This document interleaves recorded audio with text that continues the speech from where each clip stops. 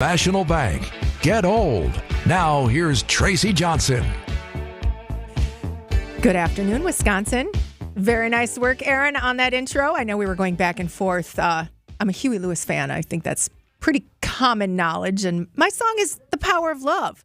But I think everybody else is using The Power of Love for our one and only Jordan Love, the Packers. So nice pick there. It's great to be with you on this Thursday show. And you're probably wondering why you don't hear Jeff's voice with the best of Wagner.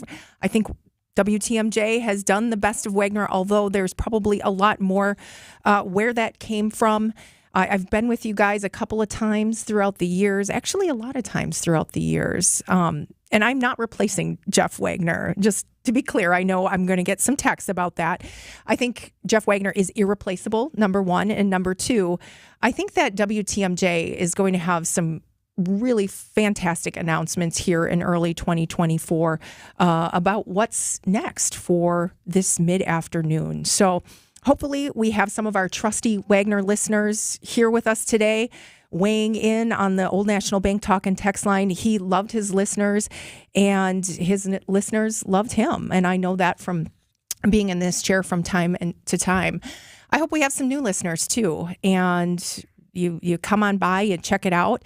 This is a news station with opinion, and I am here to grant that. So I respect opinions. I have my own, and we're going to have some new faces, some new guests who will be joining me throughout the times that I'm on here. And I hope that you'll go home or you'll be sitting with your friends or your family and say, hey, you know what I heard on WTMJ, or you know who I heard on WTMJ, and it will spark your curiosity and it'll spark your interest, and we'll learn something along the way as well. I always invite you to be a part of the show. It's 855-616-1620. That is the Old National Bank talk and text line.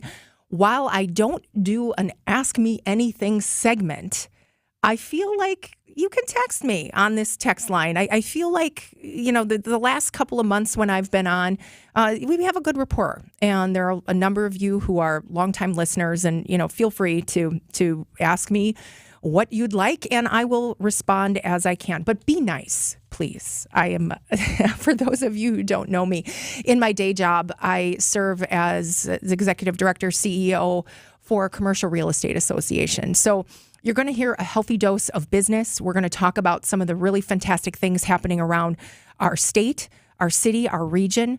I am very interested in what's happening on the policy and political side, and I do a lot of work in that space. And so we'll have a number of guests who will help us kind of answer some questions, fill in the blanks, talk about some really timely legislation that was of interest to you.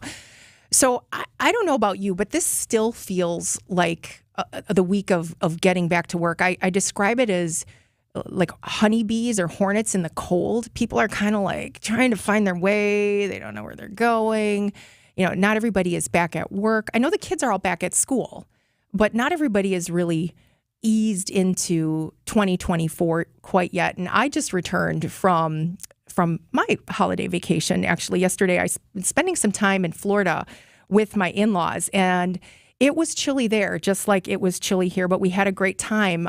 We spent some time at the Villages. And I bring this up to just show you how small this world is. For those of you who don't know what the Villages is, it's a 55 plus kind of retirement community, but they do have some young people. It's getting a little more mixed. And when I'm with my kids and with the family, we are definitely in the minority. But whenever I go there, I get a ton of questions about it. And just top line, it is an incredible place for seniors. 155,000 something in population, right in the middle of Florida. They have something like 85,000 golf carts. I just love throwing out some of these numbers. They have 50 golf courses and 300 or so pickleball courts, which I know is a sport that we all love here in Wisconsin. It's a pickleball capital of the world. And it was funny. We were walking around with the family. We went into the store, and somebody had a Packer shirt on. My husband, of course, goes, "Go Pack." And the woman standing next to her says, "Oh, where are you from?" And we just started chatting. And the woman said, did you used to work out at the Wisconsin Athletic Club? I remember you from there. It was just this total small world, but it was a really incredible vacation. It was so nice to be there, and it is nice to be back. So where do we begin? As I talked about with Steve just kind of early on when we were kind of going back and forth about the show, I had the show all planned out, right? This is what happens. You have the show planned out, what you're going to talk about, hour 1, hour 2, hour 3. Then you have, a guest cancel. And then all of a sudden there's a shooting. There's a story that takes your attention. And I just wanted to start here because I think we're going to be following this story throughout the day. And it's one that just always strikes me. A shooting happened in Iowa, in a very small town in Iowa, in a high school, around 7:30 this morning. And when you look at the time mark of that, I had mentioned in talking to Steve, that's the exact moment we were dropping our kids off at school. And to have another horrific school shooting happen, we don't know the details. We just found out that one person is confirmed dead, unfortunately. Don't know if it's a student or administrator at this point, but we're hearing some of the recounts of what happened and what was said. And one story outlines a student, a senior, 18-year-old senior, who was wrapping up her jazz band practice, and she heard what she described as 4 gunshots spaced apart. She said she jumped up, and the teacher said, "Run, run," and people ran, and they just scattered about. And oh my gosh, when I was reading this, I was thinking, is that what we're trained to do? Is that what the kids are trained to do in school, is to just run? And it just makes me reflect on how we react in the moment of chaos, how we react in a moment where we just fight or flight. And in this instant, there were a number of kids that just flight. And I sure hope that we don't find that this led to more injuries or more fatalities just in the course of how this played out. It's my understanding that the shooter is in custody and that is no longer an active situation. But again, it just reminds us of how, reminds me of how fragile life is, and how these things can happen in a small town, in a big town, anywhere. It can happen at any time. So we'll continue to follow that throughout the day. But I want to start the show with another story that was evolving over the course of the last couple of months, and I would argue the last couple of years, maybe decades. And it's in the city of Kenosha, where after 3 failed attempts, the city is now one step closer to having a casino. I was watching a Common Council meeting last night on social media. I do the Facebook Live, and it caught my attention because of the testimony from the voters who were advocating for and advocating against the proposed Hard Rock Casino that would be in the city of Kenosha. It had been delayed for a number of months. This vote had been delayed for a number of months because they wanted more information. And the tribe had provided more information, and we were hearing from a lot of union workers about the number of jobs, about the economic impact. We were also hearing, though, about the safety and the labor shortage and the opportunity for economic impact. And ultimately, the Common Council voted to move this project forward. Now, there are a number of next steps that need to happen in order for this to finally take shape, but we are seeing this move forward. We're going to talk a little bit more about this in the next segment and discuss if this is a good idea for Wisconsin. It's 12:17 on WTMJ. I'm Tracy Johnson in the middle of the afternoon. WTMJ, Steve Scafidi here. We're all excited for a new year. However, you may have some anxiety about your finances. The good news, I'm hosting another look-ahead webinar with our partners at Annex Wealth Management on January 4th at 1 p.m. We'll not only walk through the challenges and fluctuating market projections of the next year, but answer your questions about your finances. Registration for the webinar is open now. Just text WEB to the Old National Bank talk and text line 855-616-1620 to sign up. It's the Annex Wealth Management 2024 Market Outlook on January 4th. Sign up today. AccuNet Mortgage is an equal housing lender. NMLS ID 255368. Flimsy, feeble, flaccid. That's how you can describe most pre-approval letters these days. Heck, a lot of big banks issue pre-approval letters using soft credit pulls instead of real credit reports. Do you really want to compete in today's still low inventory market with a soft credit pull and a pre-approval that's silent on 2 of the 3 critical elements of a mortgage approval? A rock-solid guaranteed pre-approval from AccuNet not only verifies your credit with a real credit report, we also verify your income and down payment, and then issue a letter with a $2,000 guarantee to back it up. And now, AccuNet is issuing property-specific pre-approvals that often come with this sweet phrase: no appraisal required. That's right, AccuNet may be able to issue your pre-approval at or above the seller's asking price without needing an appraisal. Today's home market is still a metaphorical knife fight. Your bank is offering you, well, a pocket knife. AccuNet is Crocodile Dundee. Now that's a knife, mate. Click on the blue button today at accunet.com. Radon, the leading cause of lung cancer in non-smokers. Hey, it's WTMJ's Greg Matzik. The EPA equates high radon levels to smoking 8 cigarettes every day. Why risk it? When I learned about the dangerous radon levels in our home, Lifetime Radon Solutions helped protect me and my family. Lifetime Radon was in and out of our home in less than a day with a quick, clean radon mitigation install by experienced and professional technicians who guarantee results. Protect your family like I did and call Jen or Taylor at Lifetime Radon today. LifetimeRadon.com.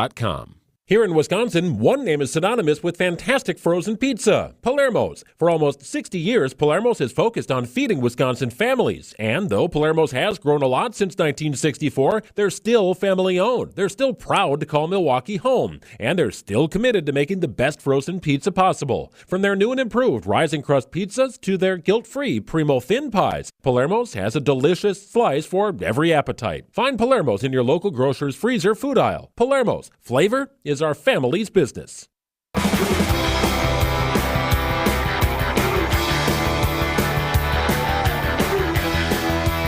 Welcome back on WTMJ. It's 12:20. I am Tracy Johnson.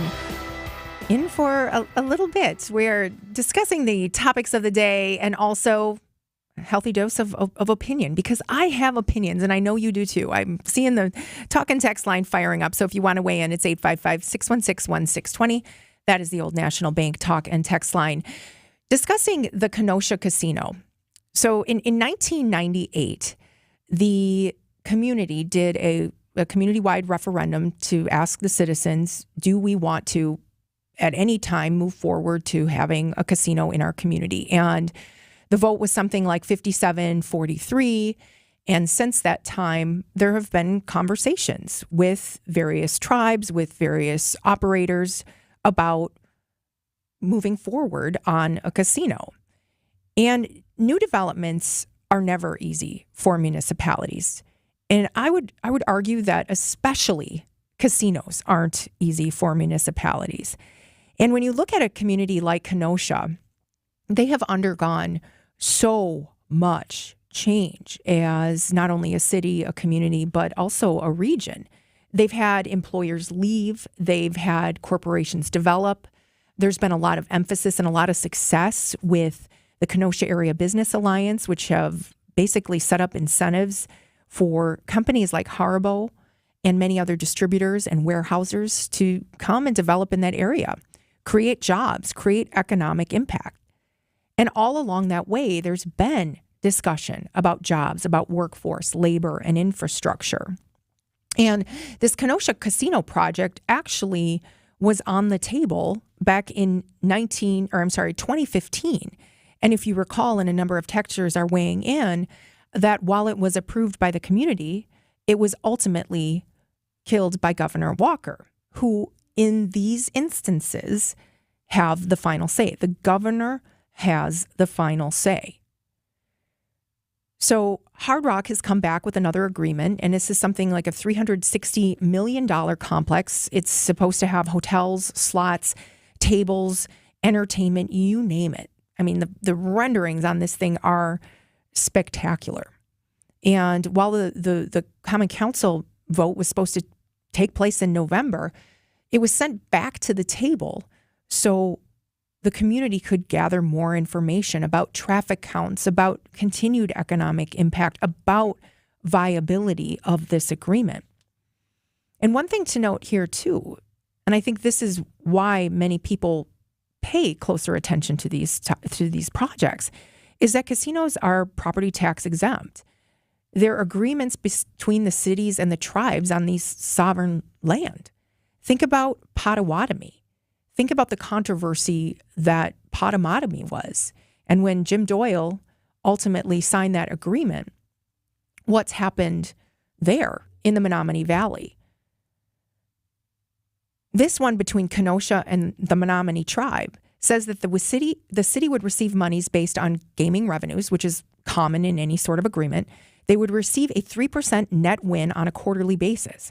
They would also receive $750,000 for public schools after a certain point, and then $50,000 for other incentives over a period of time. The other thing, and you heard a lot of speakers talk about this, was safety being a huge concern. And the agreement actually outlines payments for safety and security, noting that this will inevitably be an issue. So we see this discussion happening. And I thought it was a very well executed and very thoughtful discussion by the community members. Great testimony, very fair, very, I don't want to say balanced. There were a lot of people from the construction industry because this is a huge project for the construction industry. And it was emotional. And it made me think about if this was in my backyard or up the street from me, how would I feel about this huge economic project being placed right in my backyard? And if I had purchased my home or opened my business under different pretenses, how would I feel? Housing developments are one thing, but a casino and a small ecosystem is entirely another. So we don't know if this is going to go through, but it is one step closer to reality. The county meets on January 16th, so it's likely that we'll be talking about this again, and ultimately go before the Bureau of Indian Affairs. And then finally, Governor Evers, or whoever the governor is at the time that this finally makes it through, will decide if this is a viable project. So the arguments on both sides are very compelling. And if you're in Kenosha, I'd love to hear from you. Because if you asked me what I thought the community wanted, I would tell you they don't want this. They don't want this right now because they don't know where casinos are going in the future. They don't have faith in the Hard Rock or this operator to actually make it happen. And so the council just voted to approve it. 855-616-1620. That's the Old National Bank talk and text line. If you are a Kenosha resident or if you are familiar with this project, should they let it go through?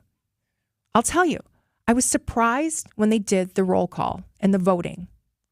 And I'll share with you who the most surprising vote was when we return. It's 1226. I'm Tracy Johnson here on WTMJ. Creative Planning presents Rethink Your Money with John Hagenson, Saturday afternoon at 1. At Creative Planning, we offer full-service, comprehensive wealth management services through our in-house team of wealth managers, accountants, and attorneys to integrate all aspects of your financial life. Get all the expertise, all the advice you need, all in-house. Visit creativeplanning.com. That's creativeplanning.com. Hey, there's free pizza today at the famous Mind Chef restaurant in Hartford. WTMJ's John Mercure here. This is the best Thursday dining value anywhere. When you buy one pizza today, you get a second pizza free. Seriously, Free free. Buy one pizza, get one free. Buy 5 pizzas, get 5 free. Buy 10, get 10 free pizzas. Bring in pizza today for your holiday office or company party. Half your pizzas are free, saving your company a lot of money. Coaches, bring in your team for free pizza today at the Mine Shaft. It's super affordable team bonding. Your players will love that world-class game room. The Wednesday and Friday fish fry is all you can eat, just $9.99. That's a crazy low price. Big fun. Big value, it's the Mine Shaft. Happy hours 2 till 5 today with half-price beers, cocktails, and appetizers. The Mine Shaft in beautiful downtown Hartford, right off the interstate in Oshkosh. The holiday decorations are beautiful. So don't cook and clean today. Walk into the Mine Shaft. Enjoy your free Thursday pizza. It's the Mine Shaft. Fleet Farm has everything you need for happy backyard birds. And we mean everything. Like over 100 different types of wild bird foods and bird feeders. This week, get a 25-pound bag of black oil sunflower wild bird food for just $13.99. Plus, join us Saturday, January 13th at 9 a.m. to build and decorate a free birdhouse with your kids. Create family memories and find what you need for everyday life at Fleet Farm. If you're like me, you always like to add a little something new to the wardrobe. But when money's tight, it makes it harder. And that's why you shop at St. Vincent de Paul for a terrific selection of women's clothing at thrift store prices. Brand names, too, with a selection that's always up to date and looking great. You're going to find something cute at the right price, and you're going to love it. St. Vincent de Paul thrift stores on Highway 100 in Layton and Greenfield, and 23rd and Lincoln in Milwaukee. Ooh, you're going to love it. St. Vincent de Paul.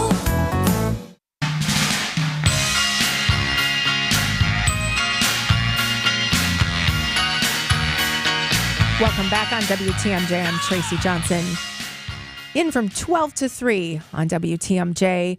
So Kenosha had a big night last night, voting to move forward with the Kenosha casino. But some of the arguments against this development were very compelling.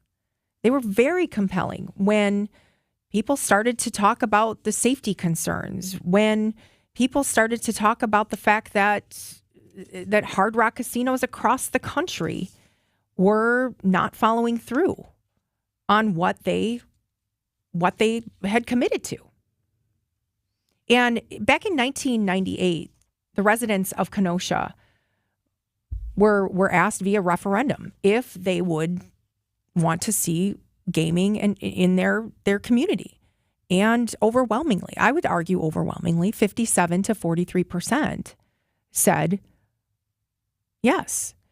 And so they've been moving through this. This is the third time a proposal has come through.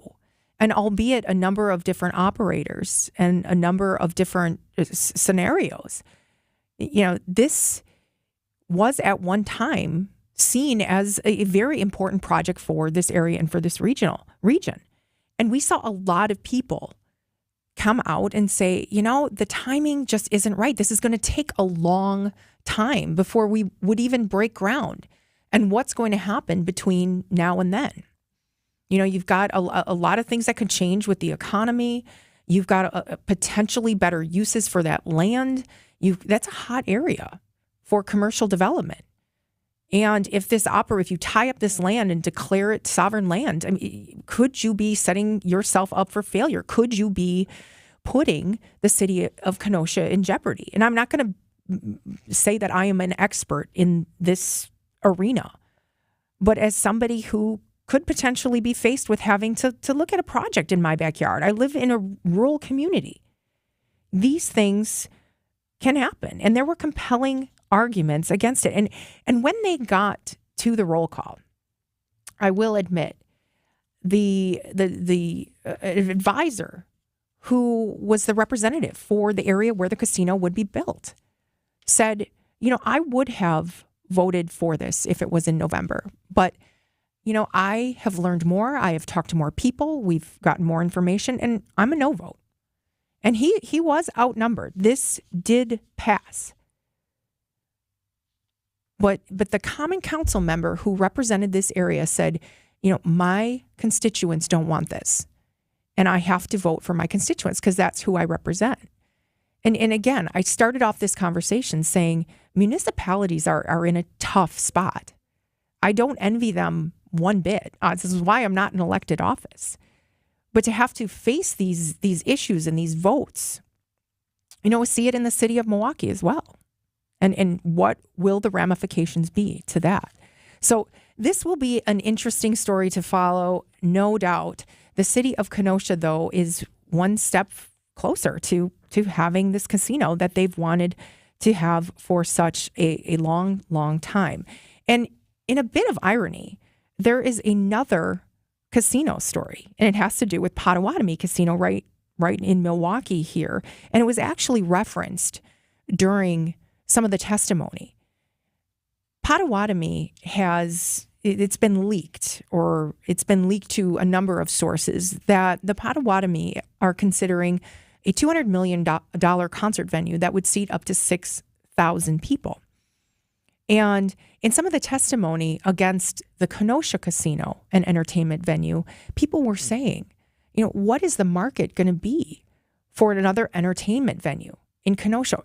Potawatomi is only 90 minutes away, and they're way ahead of us in terms of their ability to actually construct this facility. But broader than that, I find this very, very interesting because I had been involved in these discussions about the FPC Live Deer District venue that was opposed initially and then changed, and then finally it was approved. So I don't know what this does to their plans, but it makes me question how much capacity do we have in our city for these different venues. We've got a theater district now that includes the Pabst Theater, the Milwaukee Theater, the new MSO facility. We've got a ton of venues. And so how do they all differentiate from one another? Now, when it comes to the Potawatomi facility, I know that the Northern Lights Theater that they had, they closed that down a few years ago, but that was 600 seats. And it was a cool little venue. I know I saw Huey Lewis there one time, and they actually did a great job of attracting not only some of the mainstream acts, but some of the more unique artists that don't perform at these huge venue halls. So this would be a privately funded concert facility, entertainment venue. It would be built on the old Cargill site, which is right adjacent to the casino.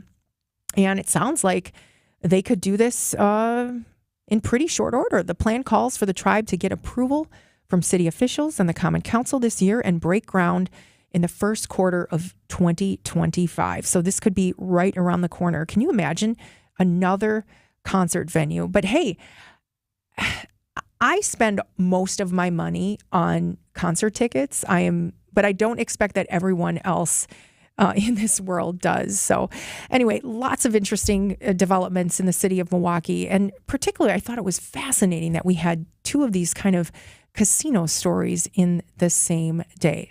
So sales taxes are up, property taxes are up. I know there's been a lot of conversation about that. We will discuss more.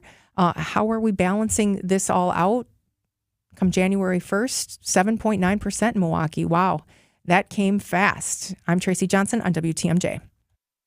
I know, January's here. WTMJ's John Burke here. If you have the January blues, start your weekend tonight with a free dinner at the historic Fox and Hound Supper Club, voted the best supper club in the area. Enjoy any steak, the seafood, the pan-fried walleye, a fresh salad, steak and lobster, the ribs, the pasta, any dinner on the menu. Your second dinner is free. Desserts and those huge ice cream drinks. Also, buy one, get one free. Sip on an old-fashioned, a Manhattan. Check out the bourbon. 100 wines on the new wine list. The Fox and Hounds in the heart of the Kettle Moraine Forest is a one-of-a-kind gem. The holiday decorations are still up with thousands of lights. The Christmas characters. It's a must-see, and those 7 wood-burning fireplaces will keep you warm on a cold January night. Weekends might be too busy for some, so enjoy a quiet, romantic dinner tonight at the Fox and Hounds, just off Highway 167, 2 miles east of the famous Holy Hill Shrine. The drive is beautiful. Start your weekend tonight with a free dinner. Reserve at foxandhoundsrestaurant.com. WTMJ.com. Attorney Joe Cordell. Business owners and professionals face special challenges in divorce court. In addition to everything else going on, they have to contend with allegations that they are earning more than they are, coupled with claims on their business or practice itself. Clients with assets depend on their divorce lawyer's skills in these matters, and that's why it's so important to hire someone that has those skills. Schedule an appointment with one of Cordell & Cordell's Milwaukee attorneys. 111 East Kilbourne Avenue, Suite 1650, Milwaukee, Wisconsin, 53202.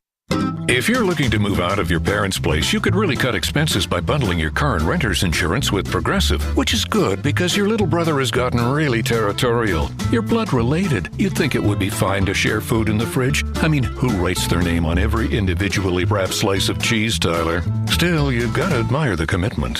So bundle your renter's and car insurance with Progressive and use the savings to help you move out and have all the cheese you want. Progressive Casualty Insurance Company. Coverage provided in service by affiliates and third-party insurers. Not available in all states. Welcome back on WTMJ. I'm Tracy Johnson. In until 3 o'clock this afternoon. You know, this is live radio. This is really live radio. We're not the best of anymore. This is really live radio. And with live radio, I know I had teased a discussion on sales tax, and I think it's an important discussion because it actually has to do with the funding of police officers, and I want to get to that. But before we do that, a number of you have weighed in on the city of Kenosha and their decision to move forward, at least from a common council perspective, on this casino. A number of residents saying, I live in the area. I would never go to a casino. Times have changed.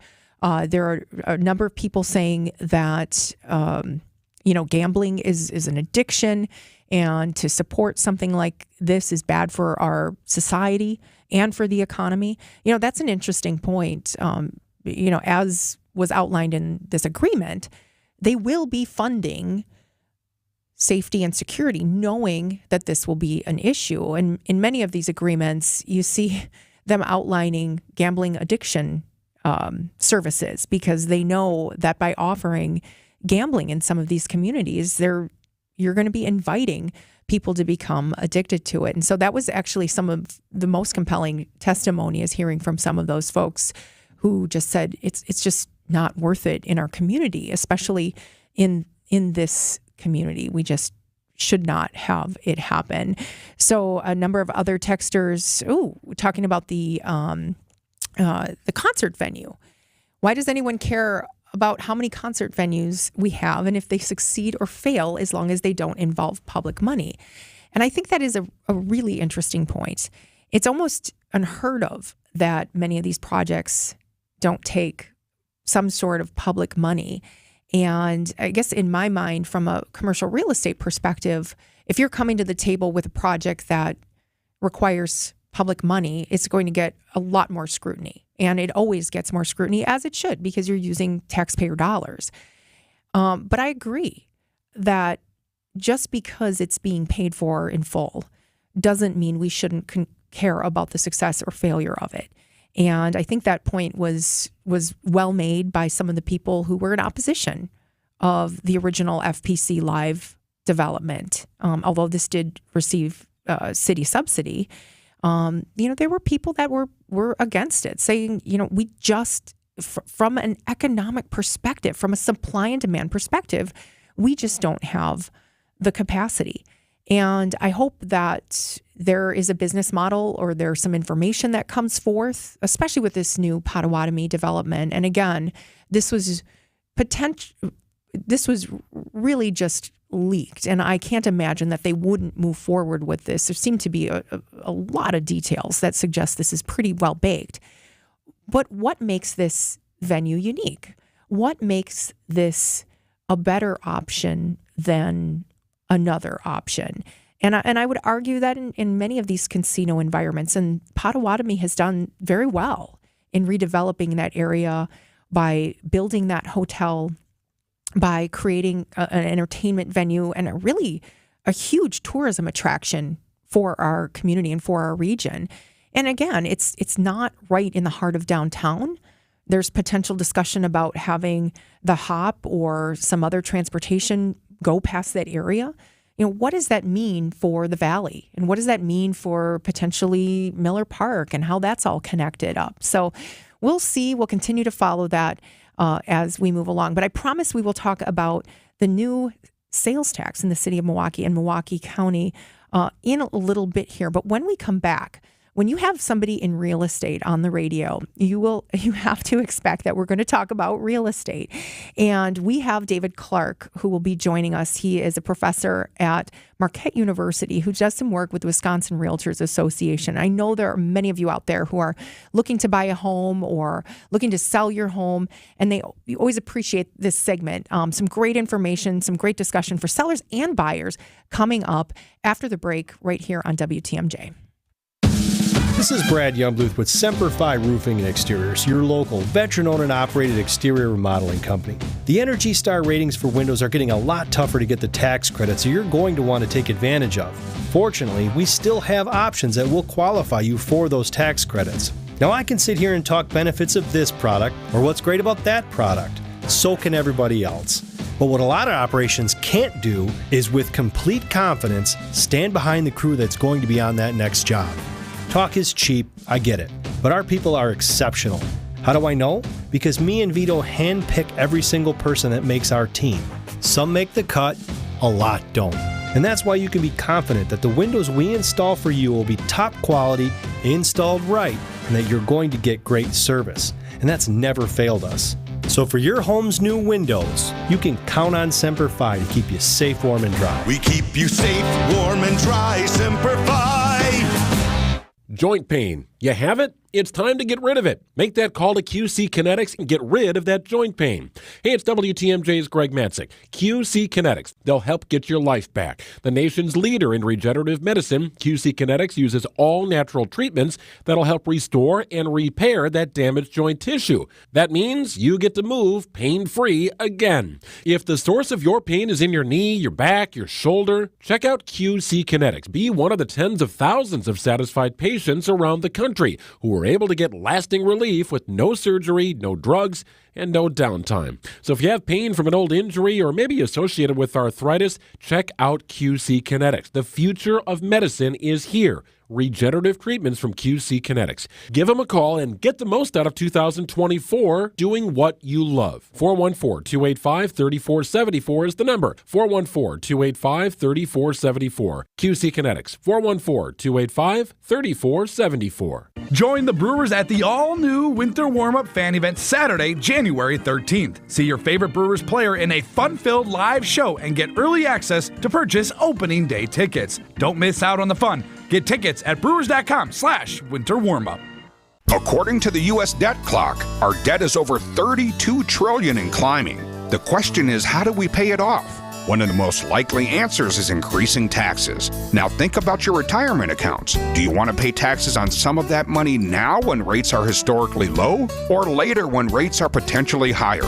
At Drake & Associates, we can help you create a plan so your retirement is tax efficient as possible. If you'd like to continue your education, we have our Retirement Ready Toolkit, which includes guides on retirement tax savings. To receive this complimentary toolkit, call or text TAX to 414-409-9982. That's calling or texting TAX to 414-409-9982. When taxes go up, will you be ready? Call or text now. Investment advisory services provided by Drake & Associates, LLC, an SEC-registered investment advisor. Insurance products are offered through a separate company, Loft Financial Advisory Group, LLC, a Wisconsin insurance agency. Clients are under no obligation to purchase any recommended insurance products.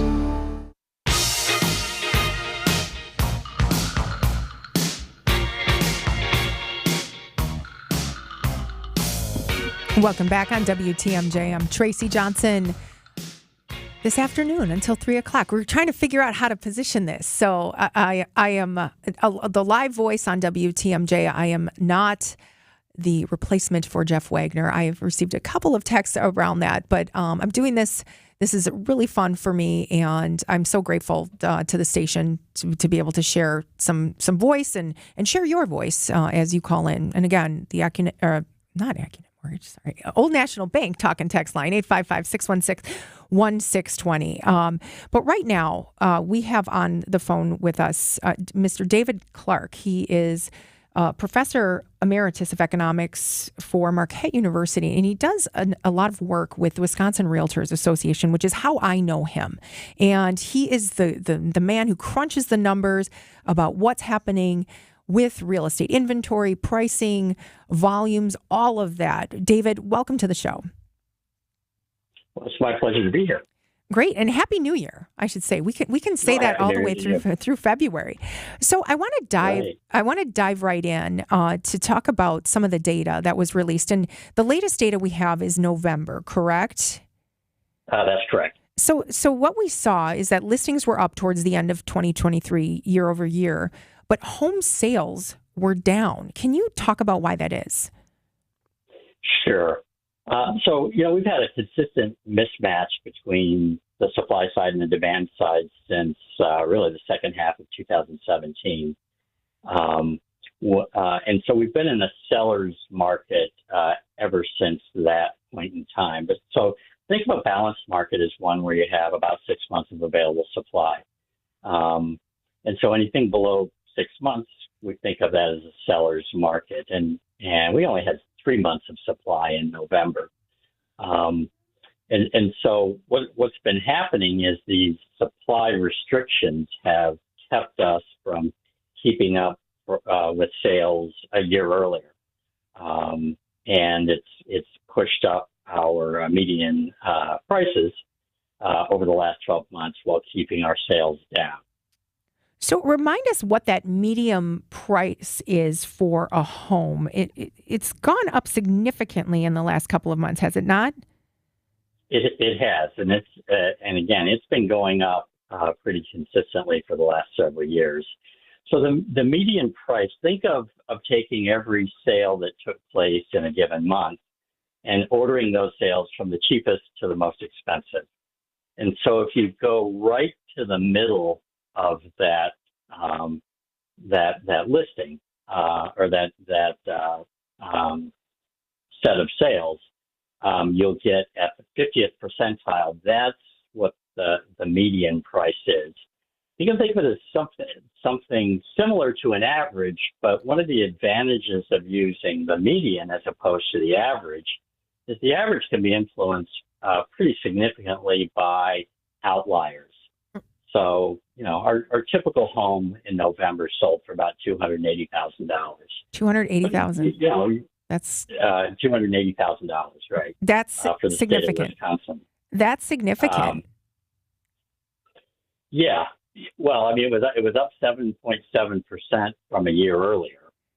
But if you were to sell, a $5 million house in 1 year, and you didn't sell that, a $5 million house in the previous year, that can move the average up a lot, but it causes the median just to change a little bit. So we use the median because it's less influenced by those outliers, those real expensive sales. But it has been going up. In November, it was up 7.7% compared to November of the previous year. And on a year-to-date basis, it was up 7.6%. So the first 11 months of 2023 compared to the first 11 months of 2022, again, 7.6%. That's indicative of a strong seller's advantage. So I know that you're not a realtor yourself. You look at the data, but do you know or have a sense if people are still getting into these bidding wars and having to offer $30,000 to $50,000 to $100,000 over asking? So certainly, again, having a real strong excess demand for housing, that is going to lead to those bidding wars. Anecdotally, things have moderated a little bit. But if we look at our average days on the market, those average days on the market this year, November of this year compared to November of last year, are really very similar. They're only down about 1.5%. About 66 average, on average, 66 days on the market this year compared to 67 last year. So, we've got an awful lot of millennials who have been on the sidelines in terms of buying, their first home for good reason. but now they are moving in that direction relatively quickly, and that continues to put rather significant pressure on the market.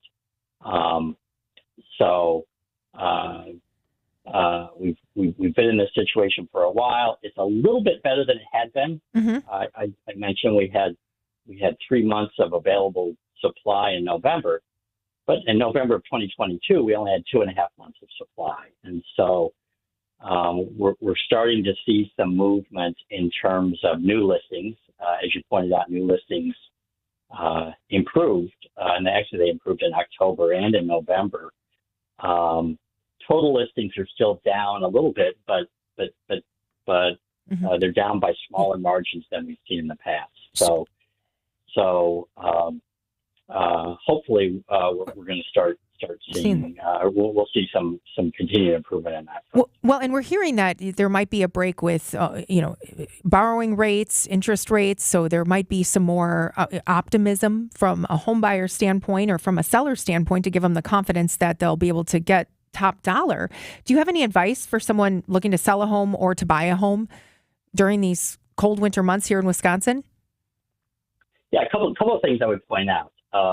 If you look at kind of the distribution of sales that take place over the course of a year, we're in the slow part of the buying and selling season, and so being persistent and continuing to look for homes, even when moving might be rather inconvenient during the latter part of winter and the very early part of spring, that persistence can certainly pay off. The other thing I would point out is get pre-approved so that you know what you can afford, and don't overextend yourself. On the optimistic front, at least if we're going to be cautiously optimistic, we are starting to see some improvement in mortgage rates. The 30-year fixed rate mortgage peaked at the end of October at just under 7.8%.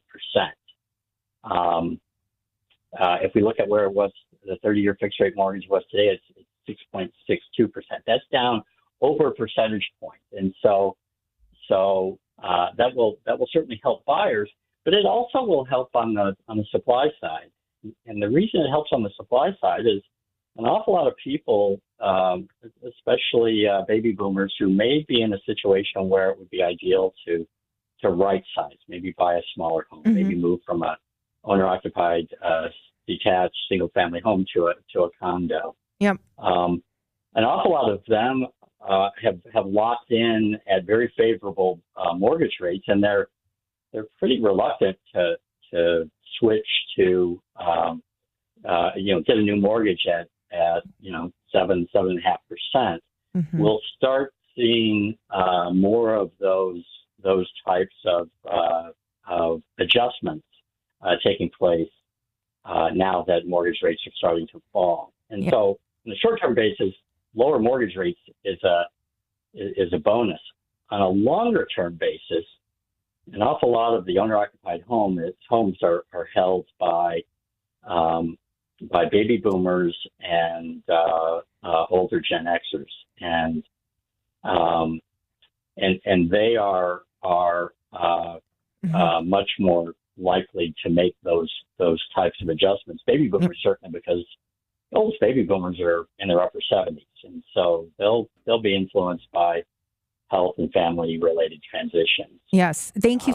And so the supply side ought to be improving. Yeah, David Clark, professor of economics from Marquette University. Also, you do a lot of the work for WRA that helps us crunch the numbers, understand where we are in the market. Thank you so much for your time, your insights, and your expertise right here on WTMJ. We appreciate you, and I hold the same optimism for our future, because home buying and home ownership is so important for our economy, the construction of homes. All of this is important for our communities. And so, again, it is. Yeah, it is, and it's a great way to accumulate wealth. So getting those opportunities expanding for millennial buyers, I think, a great thing to be able to do. Thank you, David. It's 12:56 on WTMJ. I'm Tracy Johnson.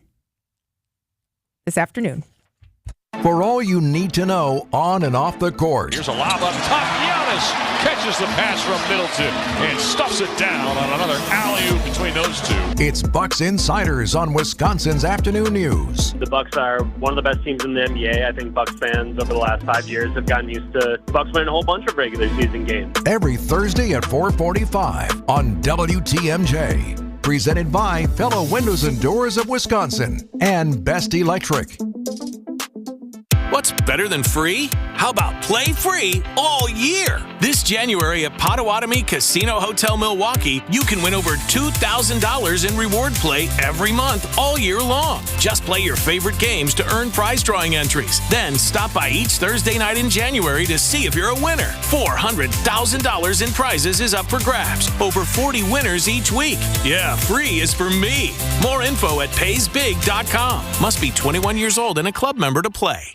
WTMJ's Vince Vitrano for Orthopedic Associates of Wisconsin. Injuries happen, but you don't have to play in pain or stay on the sidelines. Whether it's your kids dealing with a sports injury, college athletes, or the rest of us weekend warriors, the experts at Orthopedic Associates of Wisconsin will quickly diagnose your problem, lay out a treatment plan that works for you, and get you back in the game. They fixed my knee. My mother-in-law is back on the dance floor with a new hip. These are the experts you can trust. Visit orthowisconsin.com. Shop the January New Year's sale on better quality furniture and mattresses at Ken Michaels Furniture. Get your rock-solid guaranteed pre-approval to buy at accunet.com. Emergency service 24/7. Quality Heating has 25 trucks ready to work around the clock to get out there quickly to solve your heating or AC problem. So when that system goes on the fritz and you want to avoid that sweaty summer heat or bypass the fear of frozen feet, the man in the red van can't be beat when it comes to prompt, reliable service. Call Quality Heating for any emergency HVAC need. You gotta see the man in the red van. Quality Heating, Quality Heating. So here's why you'd want an Armstrong Air heat pump. Consider a powerful electric backup to your gas furnace that can do the work of your furnace very efficiently. That means lower energy bills. And it has a rock-solid 12-year warranty and can act as an AC unit too. But here's the real gist of it. With all the government tax credits you get, you almost get the darn thing free. So see the man in the red van to get reliable efficiency from an Armstrong Air heat pump. You gotta see the man in the red van. Quality Heating, Quality Heating. Only 11% of those trying to sell their own homes actually succeed. And of those that do sell their own home, they sell on average for 26% less than agented properties. This often negates the savings they were hoping to get by doing it on their own. So why do it on your own when you have an experienced realtor that will give you full service at only 3.5 to 3.9% commission? Don't let your home sit while others are selling faster and at potentially better than asking prices. Call Benefit Realty for a highly experienced agent, and you'll pay less for full service. In this seller's market, even homeowners are trying to sell their own home. But more times than not, it doesn't work out like they'd hoped. And while homes like theirs are selling, and selling fast for over asking prices, their homes aren't. So what's your next best strategy? Well, if you're looking to relieve yourself of the stress of selling your own home and still get top dollar while getting the full service benefits that an experienced realtor can give you, then look no further. I'm Angela Calais with Benefit Realty, where 3.5 to 3.9% commission assures that you pay less for full service. WTMJ, W277CV, and WKTI HD2 Milwaukee from the Annex Wealth Management Studios. This is News Radio WTMJ, a Good Karma brand station. Tonight in San Antonio, it's Giannis Spinning inside, couple head fakes, and how about that facial? Throws it down right over top it. versus Wembanyama. The Bucks face off against the Spurs with coverage starting tonight at 6 on your home with the Bucks. News Radio 620, WTMJ, Milwaukee. At 1 o'clock, it's 31 degrees. Sunny today with a little mix of clouds, a high of 33. Tonight, partly cloudy with a low of 25. From the WTMJ Breaking News Center, I'm Greg Matzik. A developing story out of Iowa today. One person was killed and others injured in the shooting at Perry High School in Iowa. Dallas County Sheriff Adam Infante. This happened at approximately 7:37 this morning. School didn't start yet, luckily, so there was very few students and faculty in the building. The site has been secured. The community is safe. We're just now working backwards trying to figure out everything that happened and make notifications. Iowa Methodist Medical Center says they're treating 2 victims. Dave Packer, ABC News. Authorities have not yet released more information about the victims or the shooter. They say there is no additional concern for public safety.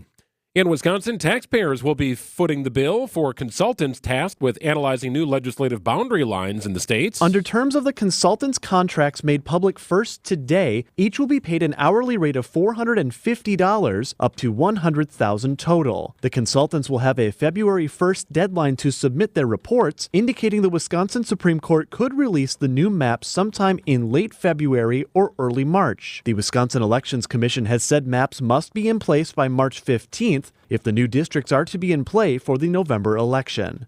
Adam Roberts, WTMJ News. A planned casino in Kenosha now heads to the county board for approval after a big step forward on Wednesday. The Kenosha Common Council taking up a plan for a new casino on I-94 last night. Local 113 member Rick Wallace. We need to stop bleeding money into Illinois. The laborers union will be working out there good 4 years. We need to invest in ourselves. But Scott Frederick wonders if those jobs are worth it. It's going to be big and it would help a lot of jobs. I do agree with that. Do we need that kind of economic development in this city, or do we want to use that land for something that's more productive for the community? Jack Grau, WTMJ News. The vote of approval comes the same day as reports of Potawatomi Casino Hotel's plans for a 6,000-seat concert venue just west of their main facility in the Menominee Valley.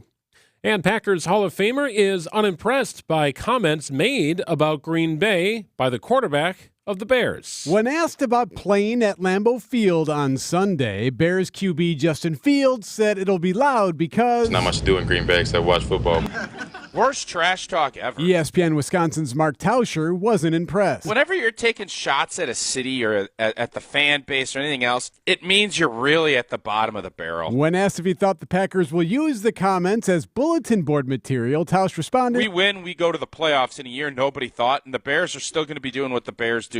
Eric Bilstead, WTMJ News. With a win over the Bears on Sunday, the Packers will qualify for the playoffs in the NFC as the number 6 or 7 seed. Time for news about your money. The WTMJ Annex Wealth Management Market Update. The Dow bouncing back a little bit today, up nearly 120 points at 37,550 and change. S&P 500 up about 2.5 points at 4707.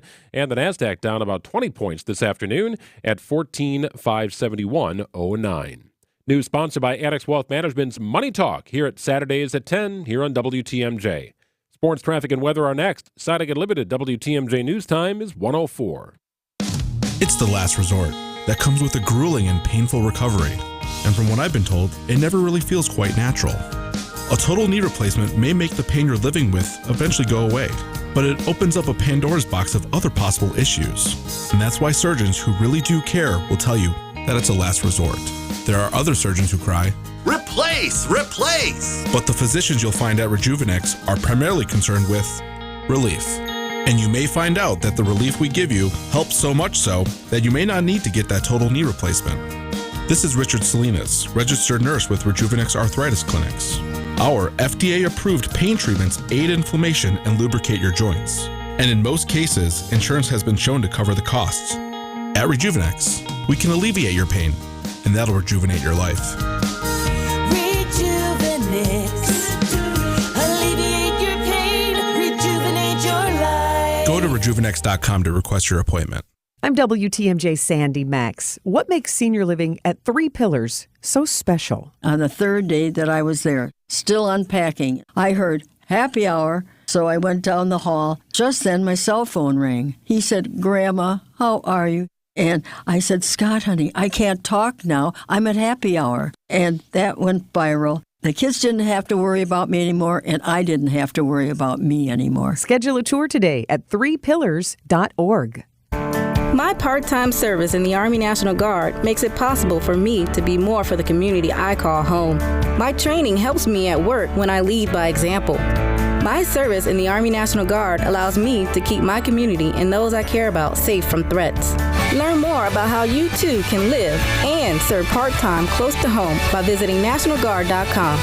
Sponsored by the Wisconsin Army National Guard, aired by the Wisconsin Broadcasters Association and this station. The 8-8 Green Bay Packers hit the practice field on Wednesday in preparation for that Week 18 clash against the Bears. Quarterback Jordan Love speaking on the opportunity in front of his team with another win-and-in situation. It means a lot. I think just the opportunity that we have in front of us to win and get in the playoffs. Obviously, after kind of the year we've had, a lot of ups and downs. I think just putting ourselves in this position, it's awesome, and it's obviously a huge game this weekend. The NFL announced their Pro Bowl rosters on Wednesday. The Packers did not have a player named to the initial roster and have just one first alternate. The Packers also just one of 4 teams without a player selected. Over to the NBA, where the Indiana Pacers throttled the Bucks in a 142-130 loss for Milwaukee, marking the 4th time the Pacers have beat the Bucks this season. With the loss, Milwaukee falling to 24-10 on the season and are right back to work tonight in San Antonio. Tip-off is set for 6:30. And lastly, the 7-7 UWM Panthers have won 3 straight games and will look to make it 4 when they get set to visit Oakland tonight. You can tune into 101.7 The Truth for full coverage beginning at 5:30. I'm Brandon Snide, WTMJ Sports. Time for a look at your roads. A Johnson & Sons Paving Time Saver traffic update. Standard travel times across the system. 43 southbound Brown Deer to downtown. Typical delays due to construction in the area. Normally an 11-minute ride. Going to take you 14 this afternoon. Otherwise, you got clear sailing everywhere on the system. Traffic is sponsored by the Heiser Automotive Group. For convenient car shopping and financing, visit Heiser Automotive Group at one of their 4 locations, Toyota, Chevy, Ford, Lincoln, and Cadillac. Or visit Heiser.com because today's your day. Mostly sunny, a sprinkle of clouds with a high of 33 today, a low of 25 overnight. Tomorrow, mostly cloudy with a high of 37. Clouds on the increase on Saturday, a chance of snow as well in the forecast with a high of 38 degrees. In Madison, it's 27, Green Bay 26, and Waukesha 28. It's 31 at the Avenue. I'm Greg Matzik. Siding Unlimited WTMJ News Time is 1:08. It's the middle of the day on WTMJ.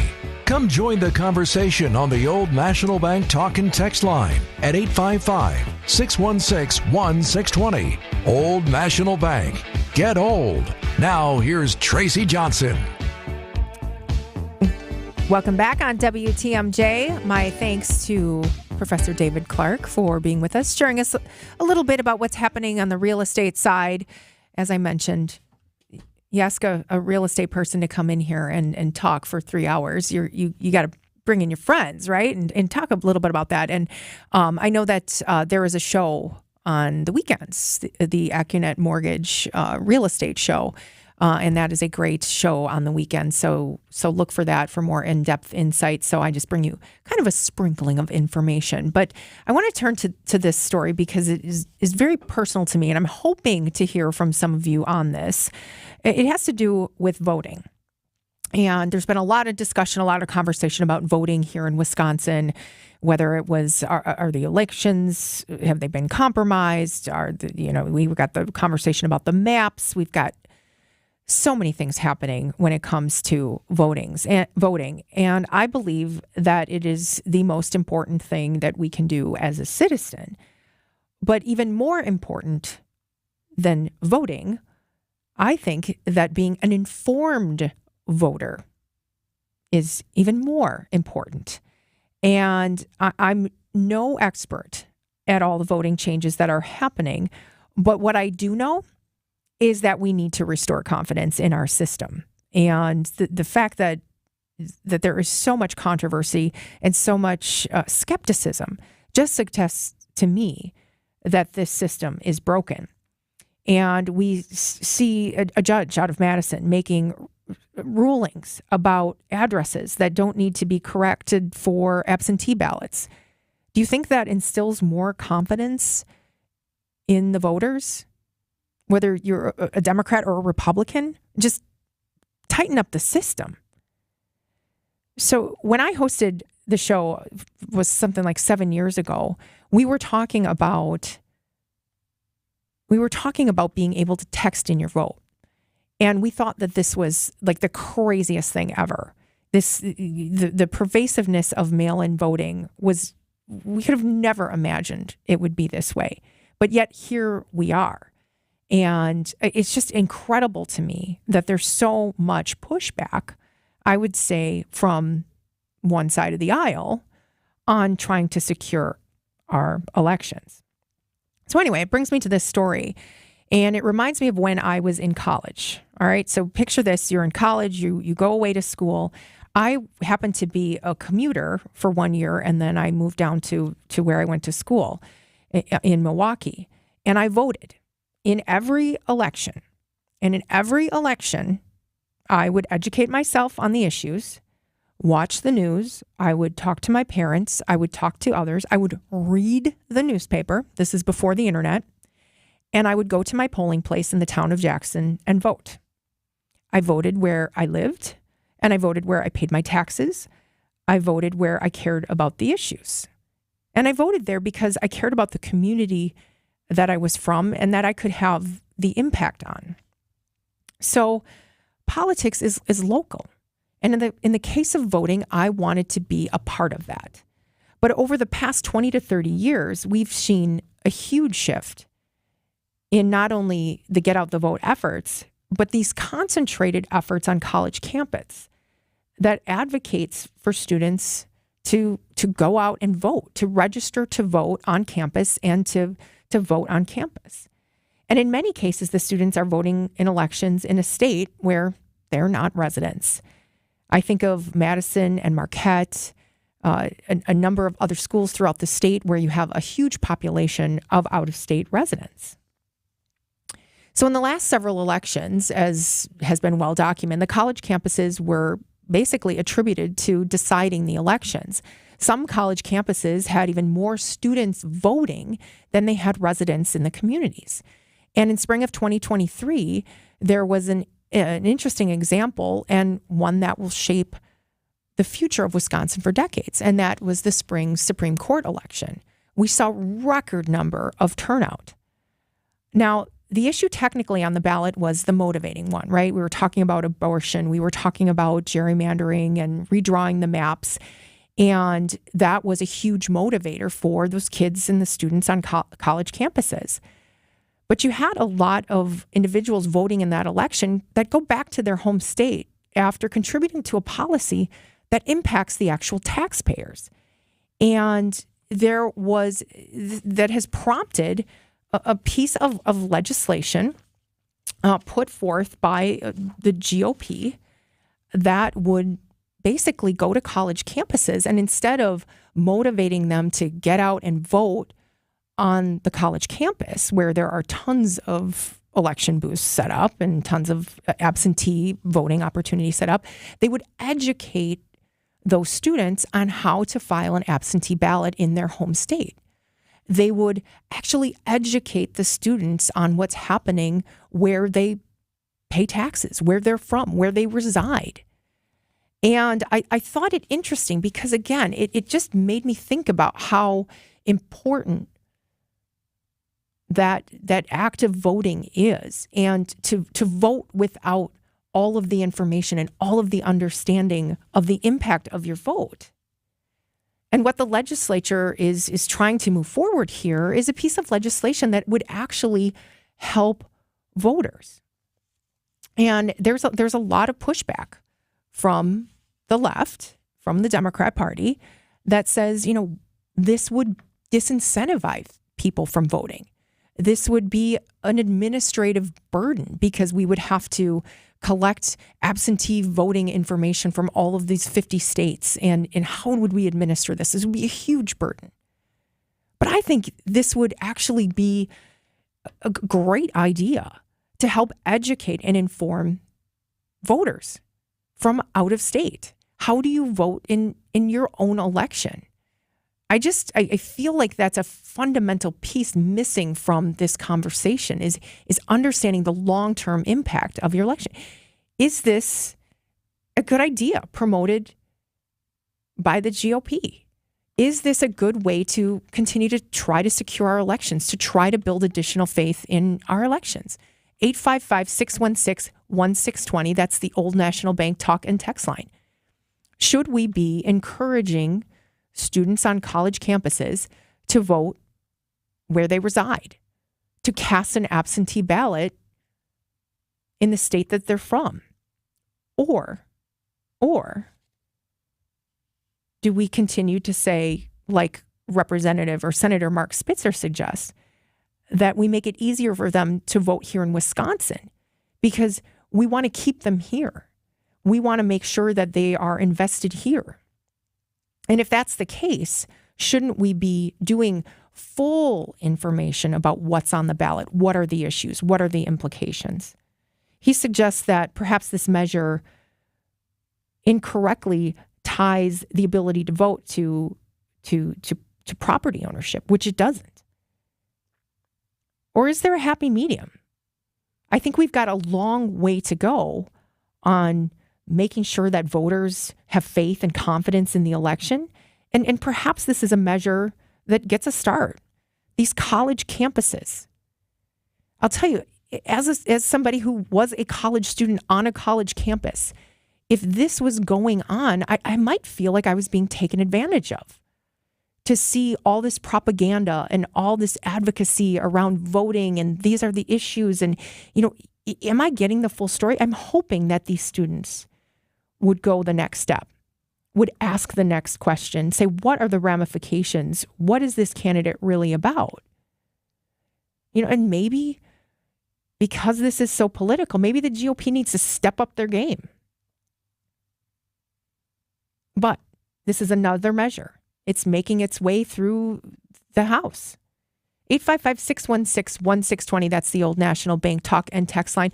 Should students vote in the state that they're from? 855-616-1620. That's the Old National Bank talk and text line. Your response for the reaction when we return. I'm Tracy Johnson on WTMJ.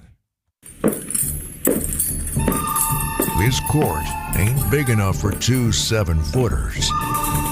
Giannis spinning inside, couple head fakes, and how about that facial? The Bucks head to San Antonio for a tussle in Texas against the Spurs. He will take flight and flush it through with a right-hand jam. Our Bucks Radio Network game day coverage starts tonight at 6. We are the home of the Bucks. WTMJ.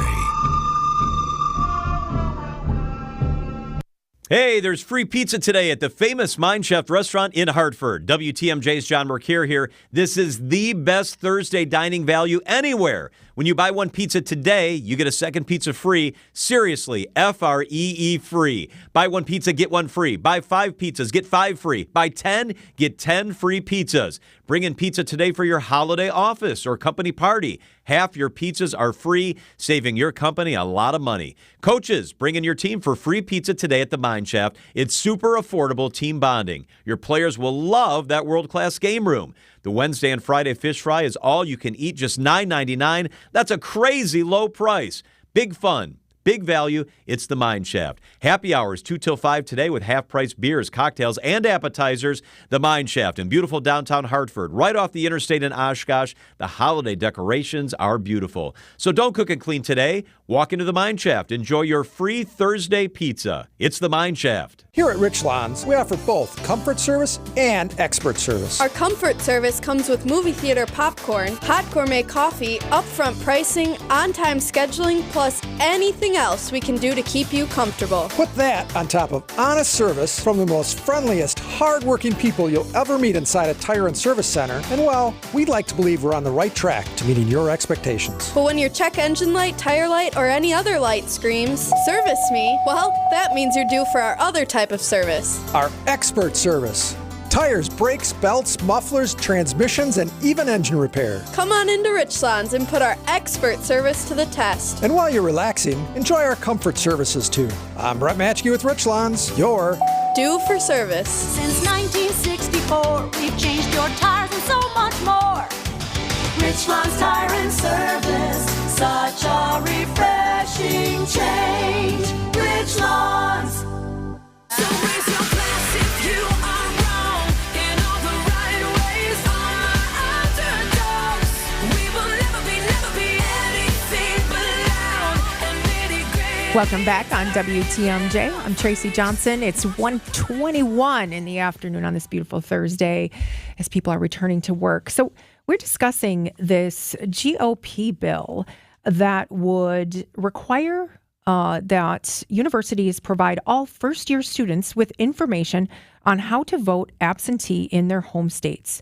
And this is a bill that was recently introduced as just another way to not only try to create additional confidence in elections, in the absentee voting process, but in the documentation.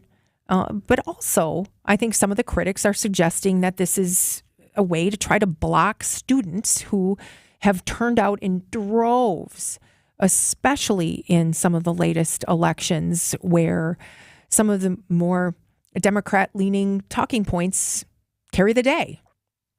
And, this is a measure that's been proposed. I'm not sure where it's going, but it's certainly inspiring a lot of discussion. And frankly, I think it needs more discussion. Valerie in New Berlin, you're on WTMJ. Yes, my personal opinion is that wherever they file taxes is what they consider their legal residence. That's where they vote. If they file in Massachusetts, New Jersey, wherever, that's where they put their vote in. Absentee ballots need to be educated on how to do that, but everybody needs to vote where they have their legal residence. Well, makes it very basic, very simple. Yeah, and I agree with you. And in fact, when I was kind of reading through this and as I was seeing these huge turnouts on these campuses, I was kind of scratching my head. And I didn't think it was because I was such a purist, but that's what I always thought you were supposed to do. But the case is that you can vote wherever you register to vote. And as a student, you can claim residency in this state and you can vote in this state. So, because we have... That's opening up the ability. That's opening the ability for them to vote to multiple places. Yep. And they may not necessarily understand the contradiction that is because they're new voters and they're still learning about all of this.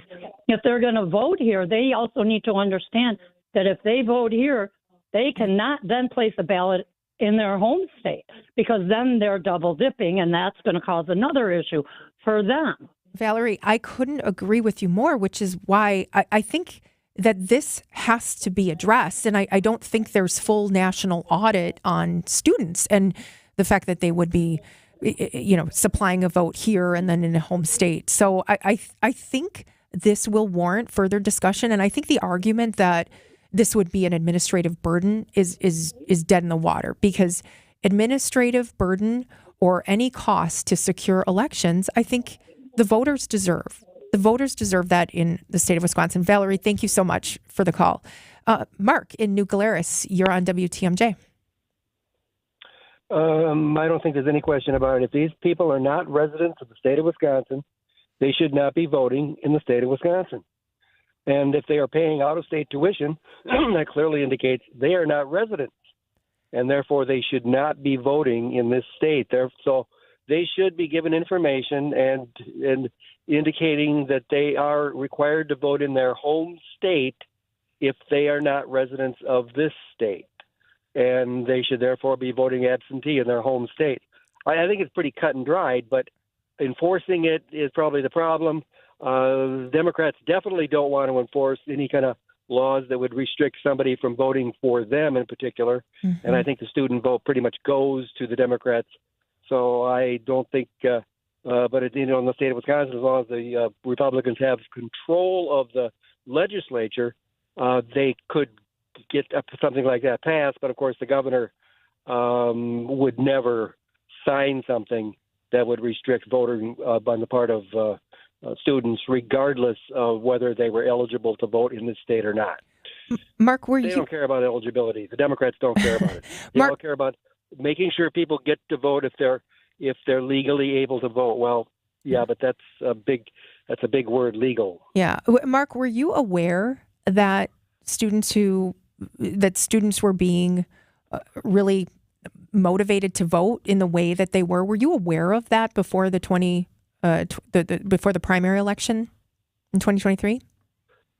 Well, I don't understand your question.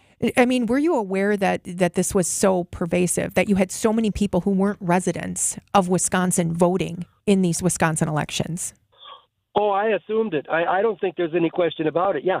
Well, if they were getting mass voting on campus, disproportionate to the number of residents versus non-residents, you have to assume a lot of non-residents were voting in Wisconsin, which is wrong. Yeah. Mark, it's wrong. Simple as that. Mark, thank you so much for the call. I think, if Mark and Valerie, like me, didn't necessarily realize there were so many opportunities for fraud. And I am not an election denier. I'm not an election denier, but I do see opportunity for securing the ballots, securing elections, or at least acting in a way that shows us that you care about securing the ballots. You have this judge in Madison who just basically said, if you have an absentee ballot and you don't complete your address, or you put like the initials, or you have a couple of numbers, you're fine. You're good to go. Like, that doesn't instill confidence in the electorate. And so we have to do something, especially when it comes to these college campuses. And this is not about restricting the voting, in my opinion. This is about helping educate and helping inform the voters, the students. Some of these are first-time voters. We'll take one final call. Paul in Grafton, you're on WTMJ. Hi, good afternoon. I feel this is just a way for Republicans to restrict the votes of people that do not agree with their ideas. Okay. They're making it harder for people that do not agree with some of their views to vote. I have young, intelligent kids in college, and quite frankly, if they can't do it online, they're not going to do it. And Republicans know this. Right. They're too lazy. Kids are too lazy to go find what they need to find. If they can get it online and vote absentee online, great. Do it that way. They'll do it. But if the Republicans are afraid of the young vote, come up with better ideas. I understand your point, but I mean, you kind of suggested that if it wasn't spoon-fed, that they weren't going to go out of their way and become educated on the issues or go out of their way and vote. I mean, how does this work if it wasn't a progressive idea, if it wasn't a Democrat or a Republican? What happens if all of a sudden a Republican idea catches fire on college campuses and the tables are turned? Do you think...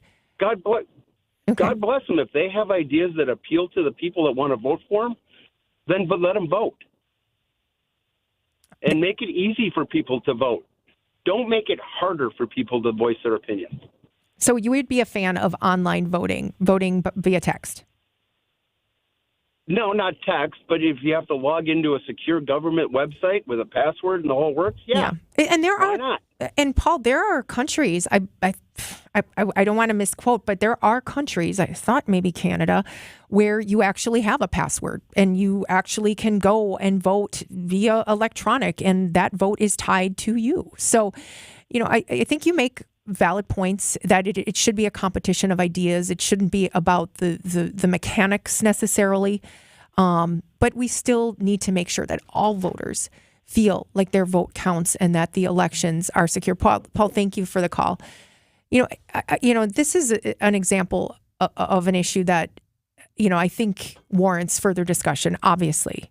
Election integrity is so very important, which is why we see the legislature trying to come up with these bipartisan ideas, because Democrat or Republican, policy impacts all of us. And trying to educate and inform college students about the issues and how to file an absentee ballot is going to be critical, especially since elections nowadays are all done via absentee ballot. We'll continue to take calls on this for one more second, but we do need to get to break. It's 1:30. I'm Tracy Johnson on WTMJ. While you rest on the weekends, we work for you. Wisconsin's Weekend Morning News with Libby Collins. The latest in news. Former Attorney General Bill Barr, do you believe Donald Trump is fit to be president? Entertainment. Matt Miller from OnMilwaukee.com. I cried in this Godzilla movie. I cried No, you 3 didn't. times. I did. And more. The top 10 most dangerous Christmas songs to drive to this holiday season. Every Sunday morning starting at 8 on WTMJ. This is Brad Youngbluth with Semper Fi Roofing and Exteriors, your local veteran-owned and operated exterior remodeling company. The Energy Star ratings for windows are getting a lot tougher to get the tax credits you're going to want to take advantage of. Fortunately, we still have options that will qualify you for those tax credits. Now, I can sit here and talk benefits of this product or what's great about that product. So can everybody else. But what a lot of operations can't do is with complete confidence stand behind the crew that's going to be on that next job. Talk is cheap, I get it, but our people are exceptional. How do I know? Because me and Vito handpick every single person that makes our team. Some make the cut, a lot don't. And that's why you can be confident that the windows we install for you will be top quality, installed right, and that you're going to get great service. And that's never failed us. So for your home's new windows, you can count on Semper Fi to keep you safe, warm, and dry. We keep you safe, warm, and dry, Semper Fi.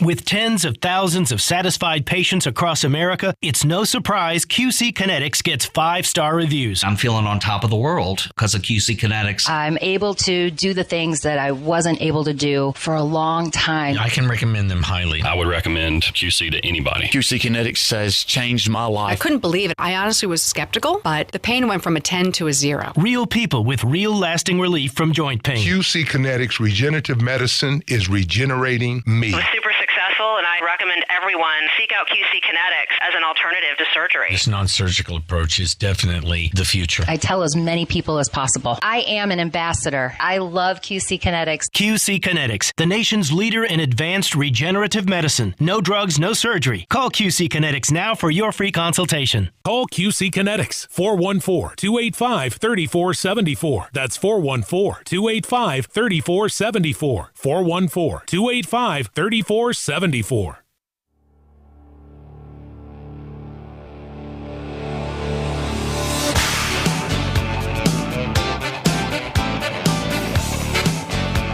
A new year brings new challenges. 2024 is a leap year, an Olympic year, and an election year. What will the rates and markets look like during all of this? What benefits and challenges could it bring? Join WTMJ's Steve Scafidi and Annex Wealth Management.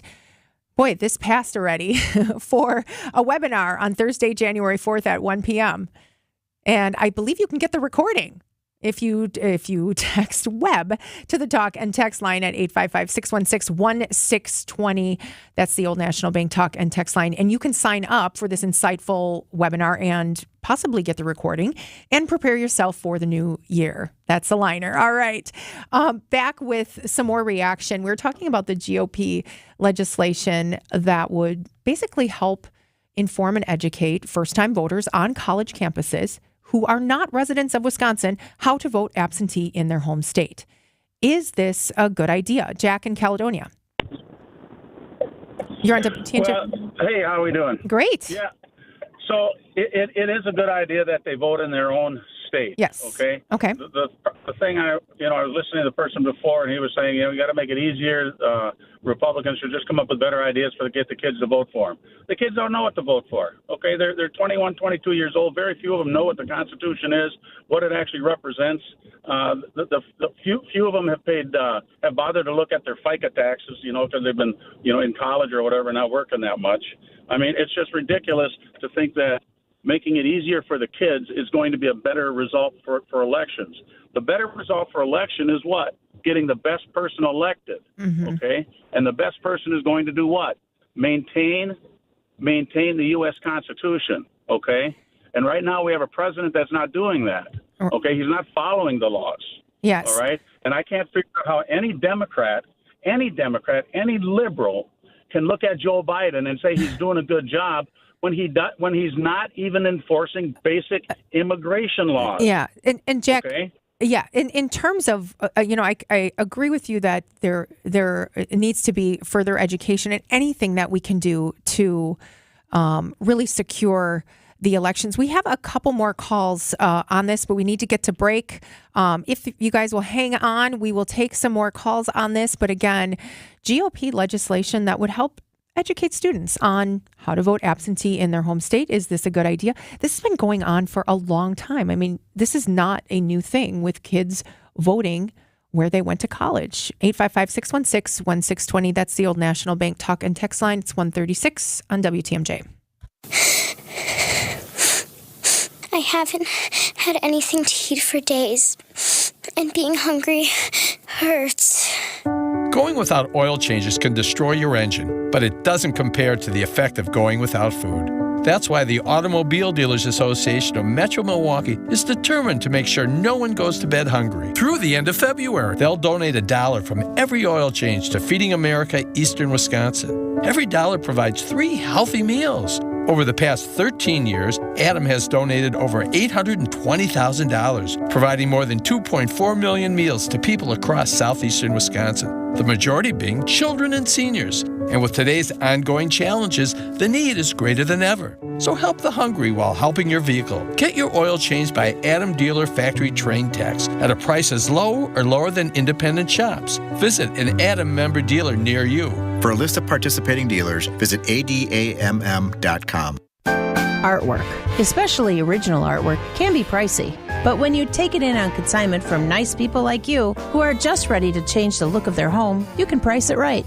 And you'll find a lot of it at Design Exchange. Beautiful frame pieces by a number of notable artists. And new ones pop in all the time. This is Katie with Design Exchange, where discerning buyers with discriminating tastes come to find premium home decor at a value. In Heartland and Pewaukee. Design Exchange. Now these tend to fly off the shelves. But don't worry, because our connection supplies us with a lot of them. Vintage ceiling tiles from once great old buildings in New York City that make for ultra-unique artwork.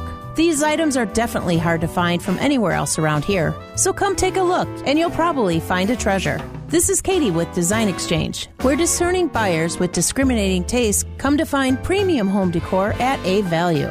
In Heartland and Pewaukee. Design Exchange.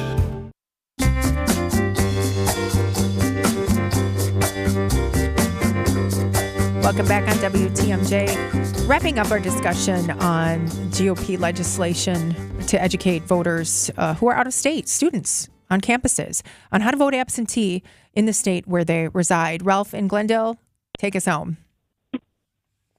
Hi. I have one question before I make my statement. Yes. Does this law change existing laws? I mean, did we always have to have college students go back to their original state to vote? No. Well, here's the deal, and I'm glad you asked this clarifying question. My understanding is that this would be legislation that would fund programming that would require the colleges to provide this education. Okay, so they would provide this education and the information about how to vote absentee. You could still vote on, at the college where you go to school, or you can choose to vote absentee. So this isn't changing current law. This would be additional legislation that would fund this type of programming, and it would be in an attempt to try to protect election integrity and answer some of the questions that I think many of the callers have about, how secure are these ballots, or can these students vote twice, which we all know is. I don't think. Go ahead. I don't think any of them are going to vote twice. In fact, I think the whole idea of election integrity has been blown way out of proportion by the GOP because of their orange god, Trump. Yeah. He's the one that started all this nonsense about election integrity, stealing votes, stealing elections. We never had any of this. Well, we did, Ralph. I mean, in 2016, I believe not as much to the extent that we have now. But I think this is, it's dependent. And I agree with your point. I liked the point, though, that you'd originally called in with, which is, can the students afford to go back and forth, or can they really afford to be able to do this if we were to provide this education? And they wanted to become educated on the issues that are happening in their hometown. So they can vote they can make a vote here in Wisconsin and send it in the mail? Or yes. What are you saying? Well, absentee voting, that's how it works, is you would be sent an absentee ballot, and be able to vote in the election of where you reside. Okay, so because then you wouldn't have to go back to your state then. No. Okay, that's all right. But I still say that this whole election integrity thing is totally overblown by Trumps and the megas. Thank you for the call, Ralph. And I think we have a lot of people that are very polarized on is this even an issue? I would say that a majority of people, Democrat and Republican, do agree that we need to have secure and safe elections. And I think most people do remember that in 2016, there was all types of, controversy around a stolen election with, Hillary Clinton. It's a shame that this is what it's come to. But that is why I think any measure that is seen as helping educate and advocate for people to be informed voters. I think the cat's out of the bag. I think the horses left the barn. I think we are already in a place where, it's now about the mechanics. And I know that the mechanics favor one side over another. There were calls all along for the Republicans, vote in person day of. Well, we all know that is not the right answer. And I'm encouraged to see that both parties are saying you need to vote absentee. You need to find out how to register to vote. Everybody's vote counts and everybody's vote matters, but it has to be done in a secure and safe way. And so I'm glad that we're having these conversations at the state level. I'm glad that we're able to see these proposals and have these discussions. I think it's dangerous when we really start to label these. I wish there was a bipartisan solution, but I think that is a long way down the road. But for now, I know a lot of people are still texting in and asking questions. They're saying, how does this change? My student is in another state. How does this work? You are mailed a ballot, an absentee ballot, in your place of residence. And so parents out there, be talking to your children and your students about these elections and about the issues and why they matter. Because I think the only thing worse than a voter who doesn't care is a voter who is uninformed. So speaking of voting, there was a critical decision made last fall by leaders in our city and our county that has to do with the city and county sales tax. And we saw that go into effect on January 1st. And a lot of people were talking about, my parents were sending me some stories about it. Had you seen this? Yes, I saw this. So the city tax went from 5.5% to 7.9%, and the county from 5.5 to 5.9. So effectively, if you're in the city of Milwaukee, you saw, a 2% sales tax increase. And like I said, the bill passed this fall, and it was seen as a way to try to close the gap for some city shortfalls for safety, security, for vital services. I mean, for many who had heard the mayor talk and the county executive talk, the city of Milwaukee was really facing a fiscal cliff. And really it was. And it isn't the fault of the current administration. It's just a compiling effect of what happens when the budgets aren't monitored and poor decisions are made and poor investments are made time and time again.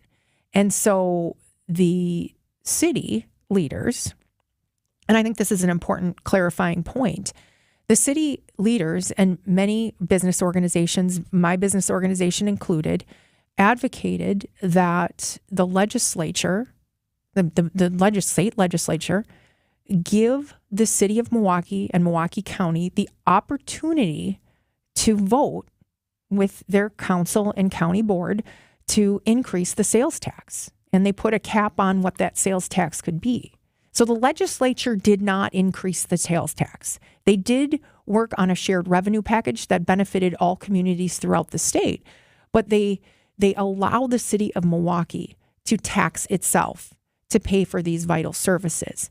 And one of the reasons that many organizations supported this measure is that it is an additional funding source outside of the property tax that could be used to support these services. Wisconsin, and Milwaukee in particular, is a community that relies very heavily on the property tax to fund so many services, too many services to be named, and we have no other funding source.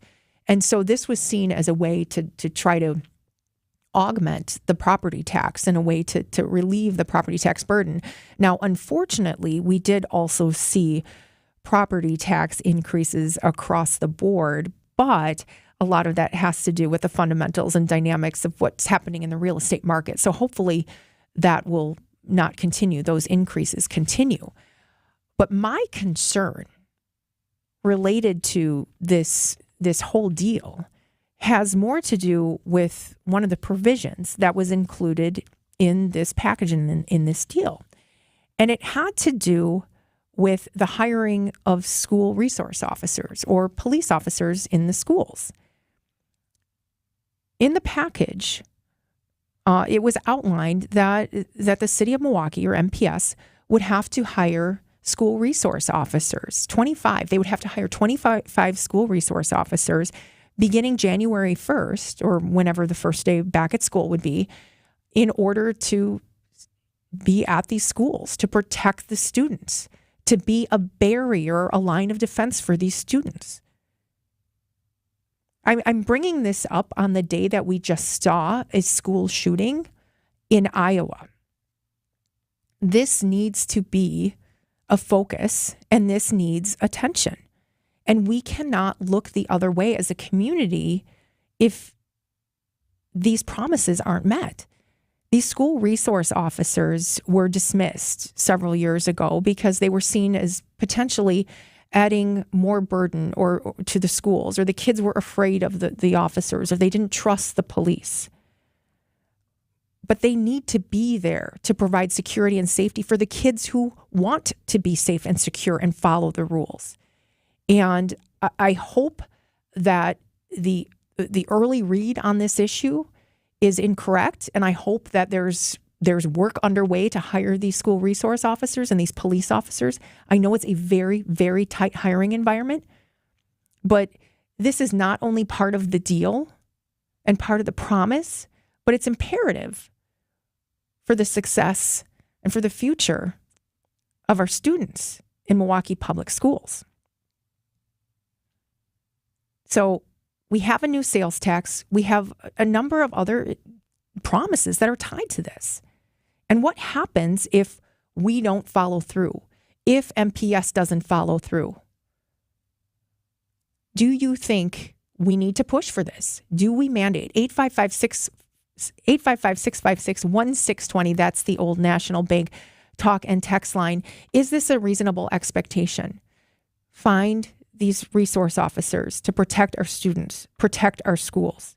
It's part of the deal, and it was done with the best of intentions. 855-616-1620. That's the old National Bank talk and text line. I'm Tracy Johnson on WTMJ. At Blaine's Farm and Fleet, we get you equipped with quality tools and project supplies because we get you. Whether you're a hardworking pro or an ambitious DIYer, we get you what you need to get the job done.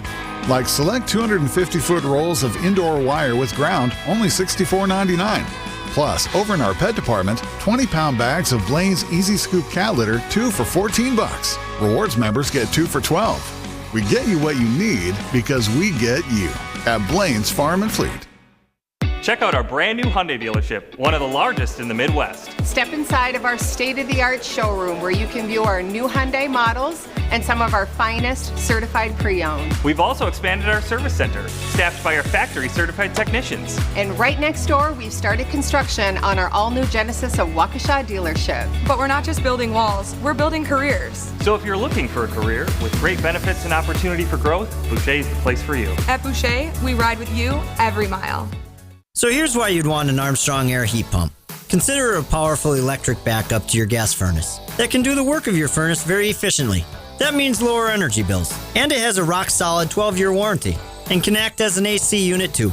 But here's the real gist of it. With all the government tax credits you get, you almost get the darn thing free. So see the man in the red van to get reliable efficiency from an Armstrong Air heat pump. You gotta see the man in the red van. Quality heating, quality heating.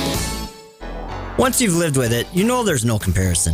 Hydronic heating is the best in comfort. And when it comes to hydronic heating, the man in the red van can do it all with a 96% efficiency modulating heat boiler, slant fin wall-mounted radiating heat, cast iron radiators, or how about in-floor heat? that we can even lay in below your new driveway on your new home build, so you never have to shovel. Now we're talking. You gotta see the man in the red van. Quality heating, quality heating. Hey, Gene Miller for Forest Ridge Senior Residences, a caring community known for its small-town friendliness while offering luxury living in a big way. Nestled in the village of Hales Corners, Forest Ridge delivers first-class amenities, accommodating active lifestyles with entertainment and transportation. Enter through the fully renovated community center with exquisite dining to see our brand-new 1- and 2-bedroom apartments, where your rent is frozen until 2026. Come tour Forest Ridge Senior Residences today. Call 414-485-9507. Even when the weather outside is frightful, your energy bill could be much more delightful. Replacing drafty windows and doors can dramatically lower your energy costs. Pella Windows and Doors of Wisconsin's energy-efficient windows keep the cold outside where it belongs. You'll help kick the January blues when you choose to book by the 31st for 0% interest up to 36 months. You heard that right. No interest for up to 36 months if you book by January 31st. Visit PellaWI.com. Certain restrictions apply.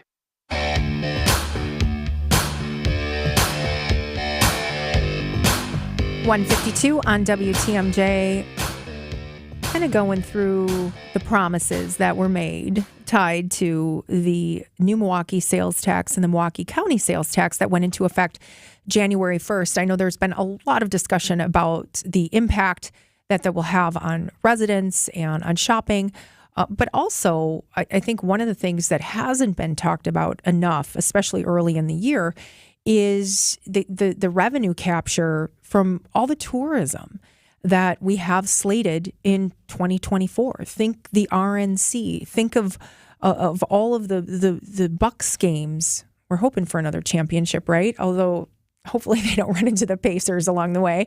That was really part of the intent and the argument for pushing this forward, is being able to capture those dollars from outside of the community and be able to help fund those vital resources here in Milwaukee. But we're seeing that one of the provisions tied to this money in this deal was that MPS would be hiring 25 resource officers for the schools. And there was a statement put out by MPS. There was a statement by MPD that they remain in communication and that they're hopeful that they can work quickly to solve for this.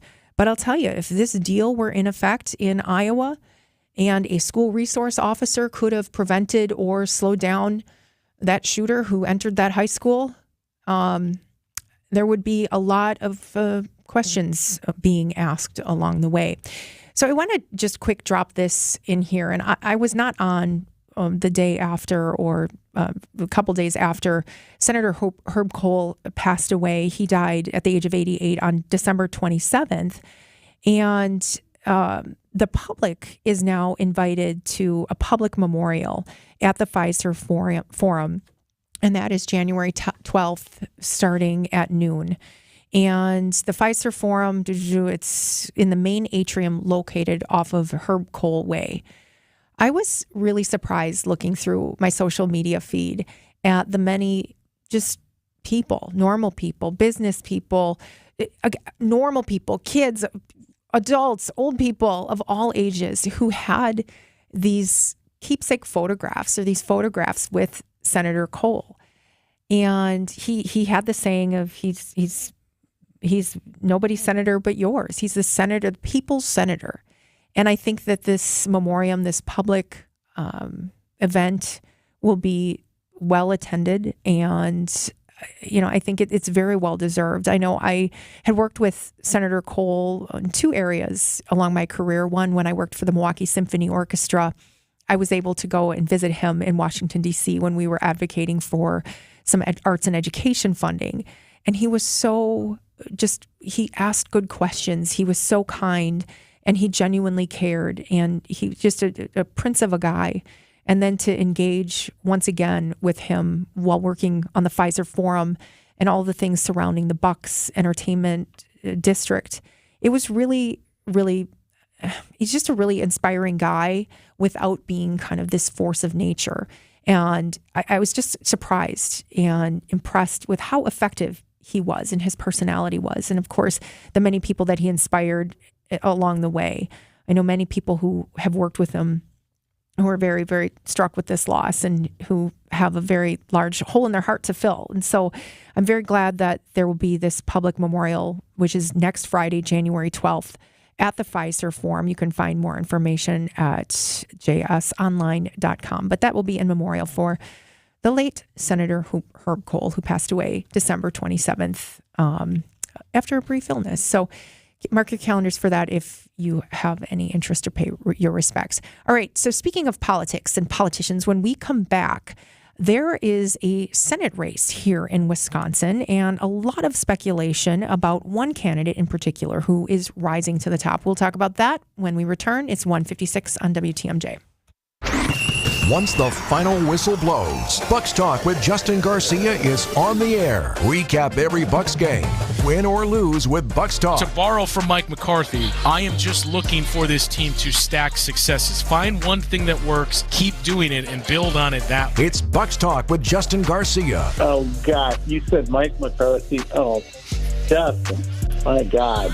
That's horrible. Only here on the home of the Bucks, WTMJ.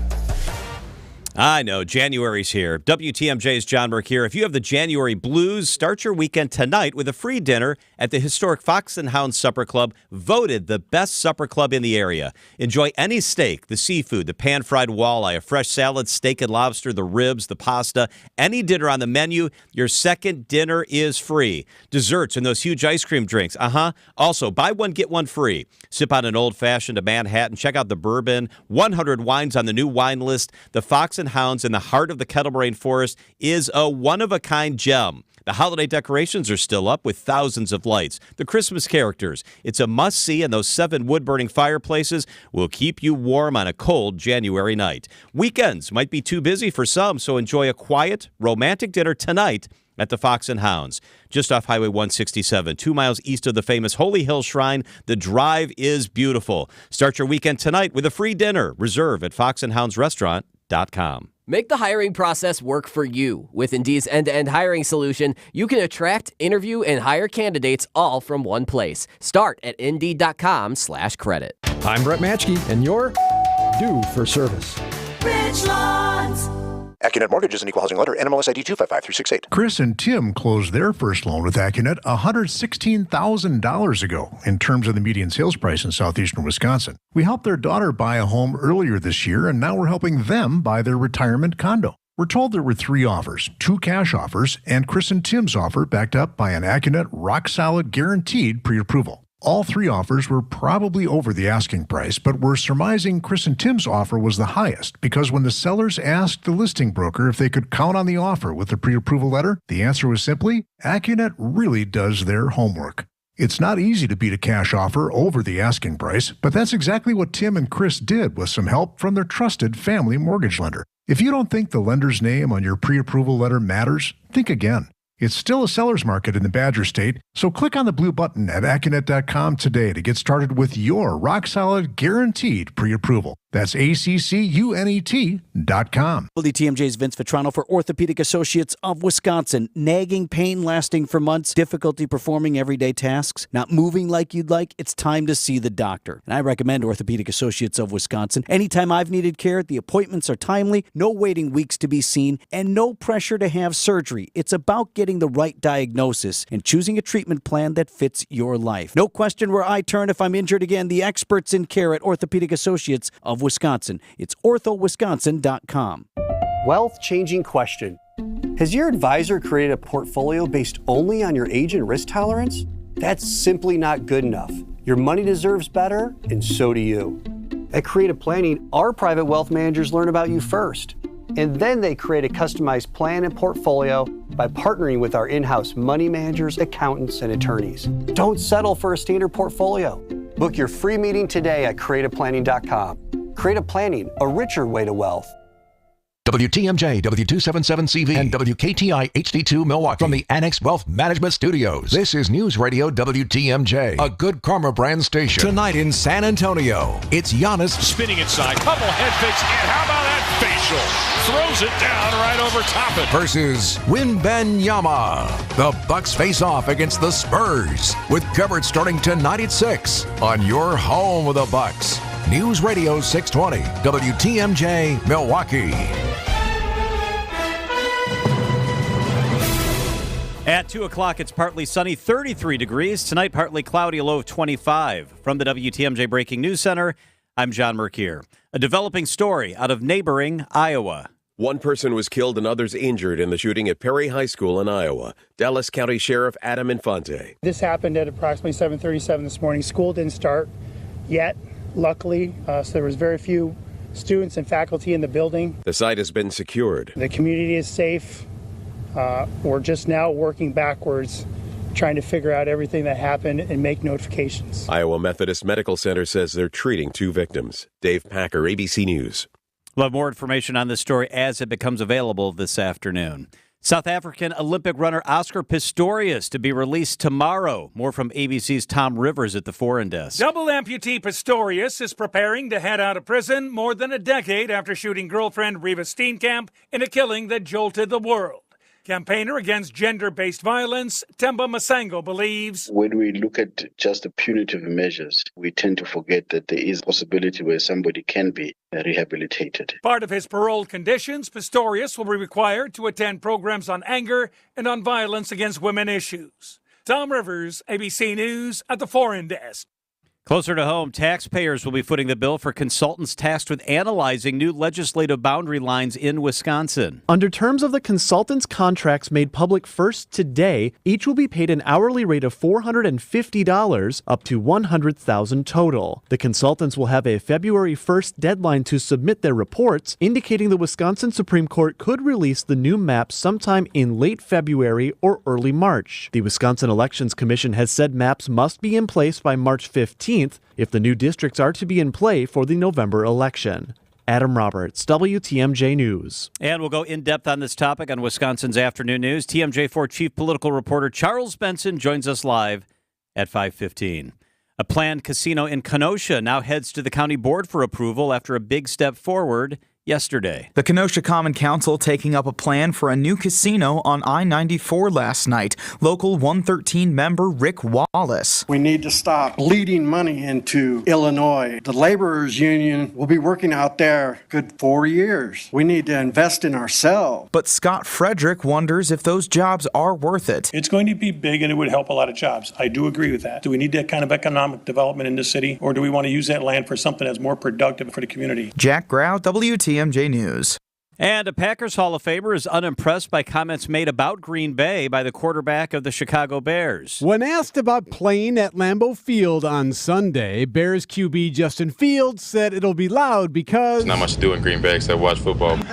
Worst trash talk ever. ESPN Wisconsin's Mark Tauscher wasn't impressed. Whenever you're taking shots at a city or at the fan base or anything else, it means you're really at the bottom of the barrel. When asked if he thought the Packers will use the comments as bulletin board material, Tausch responded, "We win, we go to the playoffs in a year nobody thought, and the Bears are still going to be doing what the Bears do." Eric Bilstead, WTMJ News. It's Packers-Bears from Lambeau Field Sunday afternoon. Our Green Bay Day game coverage starts at noon here on WTMJ. Time for news about your money in the WTMJ Annex Wealth Management Market Update. A mixed day. The Dow is up 93 points. The NASDAQ continues to punish Apple. NASDAQ is down 39. The S&P is also off 3 points. 2024 is here. Be ready with investment, retirement, tax, and estate planning from a fee-only fiduciary. Click the Get Started button at annexwealth.com. Sports, traffic, and weather up next. Citing Unlimited WTMJ News Time, 2:05. This report is brought to you by Rejuvenix, your non-surgical joint therapy experts. I couldn't even bend over, but now after stem cell treatment, I can deadlift a house. Now this is an exaggeration, but I do hear about unbelievable miracle outcomes, and I have to ask, do you really believe them? If they were true, these biological treatments wouldn't even have to be advertised. Truth is, stem cell effectiveness is nowhere near 100%. It's expensive, and it doesn't last. At Rejuvenex, our FDA-approved pharmacological treatments ease inflammation and reduce pain. They're precisely administered to where your pain lives, and they work. Will the pain reduction last forever? No. But in some cases, relief has lasted as long as 24 months, and in most cases, insurance has paid for the treatments entirely. This is Richard Salinas, registered nurse with Rejuvenex Arthritis Clinics, where we can alleviate your pain and rejuvenate your life. Alleviate your pain, rejuvenate your life. Go to rejuvenex.com to request your appointment. Hey, John Mercure here. I'm going on an incredible trip to southern Italy and Sicily. My wife and I would love for you to come with us. October 2024, what an itinerary. A full week in breathtaking Sicily, the stunning seaside towns with their cobblestone piazzas, UNESCO World Heritage Sites, the breathtaking Amalfi Coast and Sorrento, taking the deep blue hues of the Mediterranean, sailing to Positano, plus visit historic Pompeii. Won't you come with us? Let me send you information on this great trip. It's john.mercure at WTMJ.com. John.mercure at WTMJ.com. Lots of food, great wine, time for shopping. It's Incredible Italy next fall. I'll send you one of our beautiful brochures if you send me an email. John.mercure at WTMJ.com. We'll also be adding on Rome. I love Rome. Come with us, won't you? October 2024, Incredible Italy. Breathtaking and stunning. John.Mercure, Mercure at WTMJ.com. Come away with me.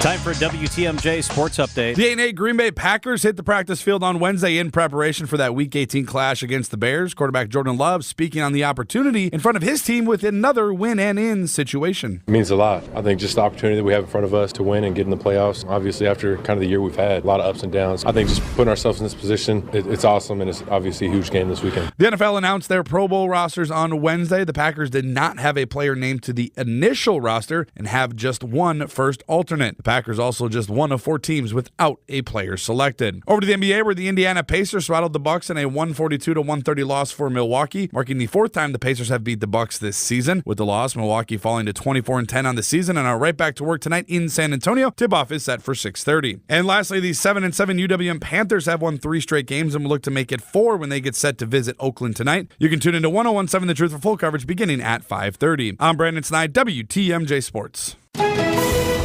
Time for a Johnson & Sons paving time-saver traffic update. Just one delay. I-43 southbound Brown Deer to downtown. 3-minute delay. That's clocking in at a 14-minute trip. Traffic is sponsored by Ken Michaels Furniture in Brookfield, Greenfield, or downtown Milwaukee. Shop Ken Michaels Furniture's January New Year's sale for savings up to 50% off on better quality furniture and mattresses. Showrooms in Greenfield, Brookfield, and downtown Milwaukee. Time for the WTMJ 5-day forecast. Tonight, partly cloudy, a low of 25 degrees. Tomorrow, mostly cloudy, a high of 37. Saturday, chance for some light snow, a high of 38. Flurries on Sunday with a high of 37. Monday, pretty quiet day, cloudy with a high of 38 degrees. Right now in Madison, it's cloudy and 28 degrees. In Green Bay, mostly cloudy, 27 degrees. Waukesha, more peaks of the sunshine, a high of 29. In Milwaukee, mostly cloudy, 37 degrees. I'm John Mercure, citing Unlimited WTMJ News Time, 2:09. It's the middle of the day on WTMJ. Come join the conversation on the Old National Bank talk and text line at 855-616-1620. Old National Bank. Get old. Now here's Tracy Johnson. All right. Join WTMJ for the Brewers winter warm-up event presented by UW Credit Union.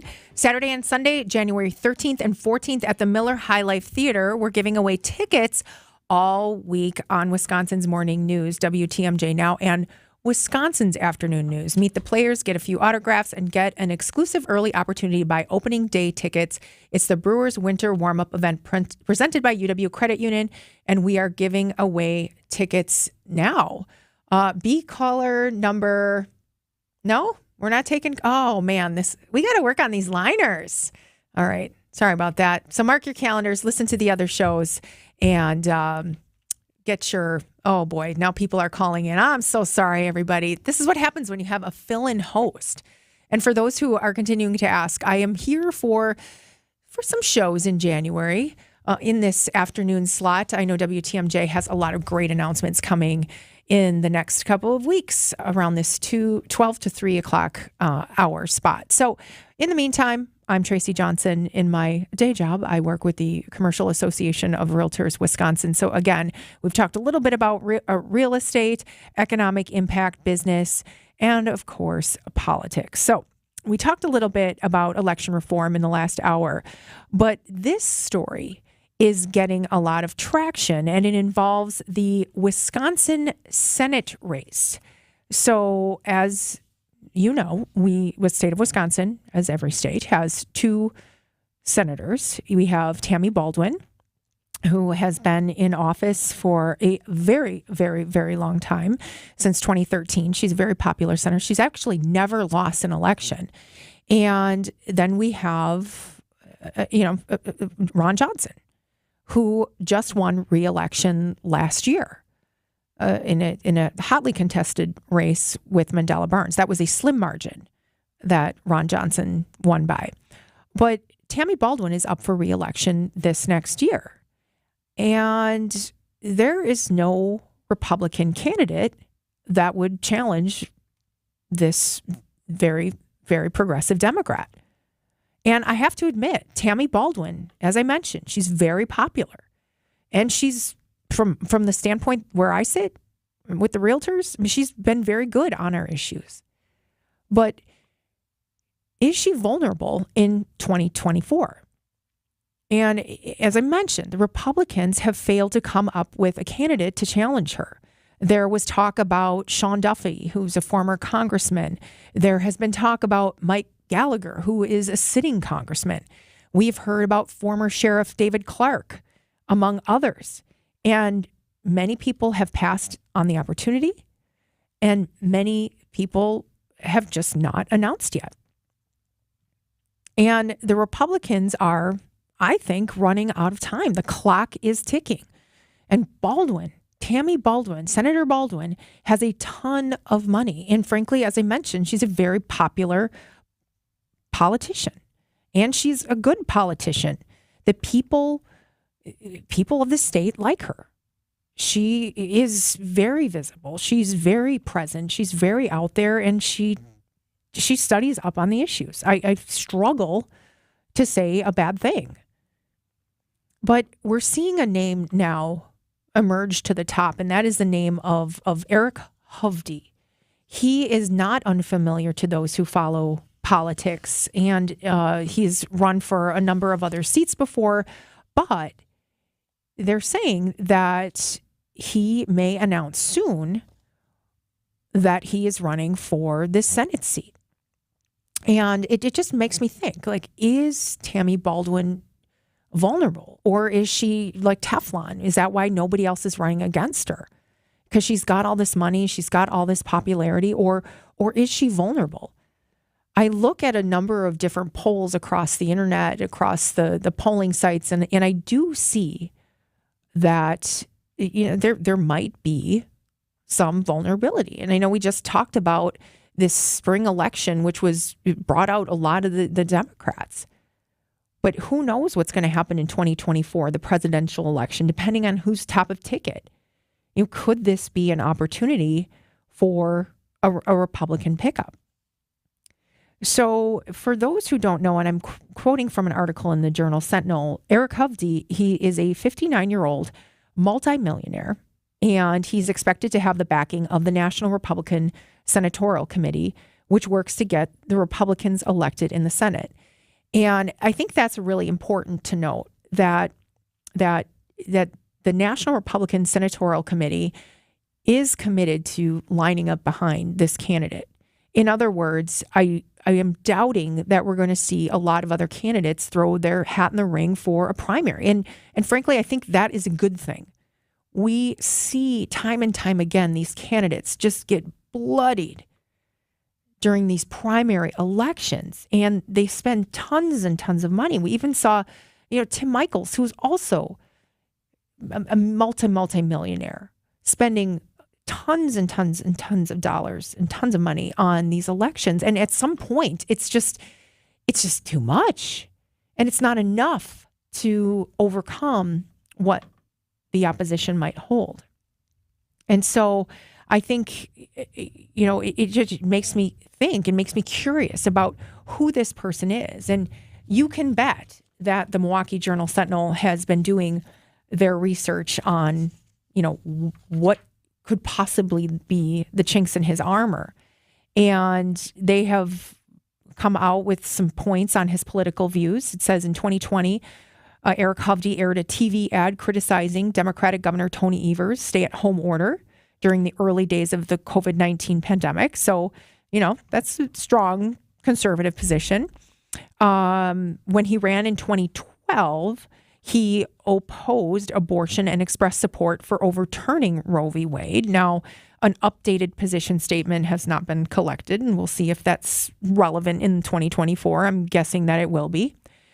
He also called for the repealing of the Affordable Care Act. The issue has reentered the debate in the 2024 presidential cycle after former President Donald Trump said he was seriously looking at alternatives. And so, I think they're also going to do a lot of digging. They were looking at his voting record and how many times he didn't vote, and it looks like he missed a few of the elections. A number of other things. But, I encourage them to also be looking at the positives. He's got a foundation where he supports children's issues. And, he is a successful real estate developer. Now, I know you might be thinking, I know another politician who's a real estate developer. And I think there's going to be lots of attempts to try to compare him to Donald Trump, who I think has mixed support here in the state of Wisconsin. But I look at that and say, as somebody who's run a successful business with properties all over the state, I think that warrants some attention. And I think we need to pay attention to that. What is this person's business dealings? What is their success record? How are they at managing a portfolio, a budget, the issues, and what's their handle on it? And so obviously the voters are going to decide. But I do believe that when this election takes place, this is in fall of 2020, and it's going to be right in line with the presidential election, there's going to be a lot of top of ticket pressure.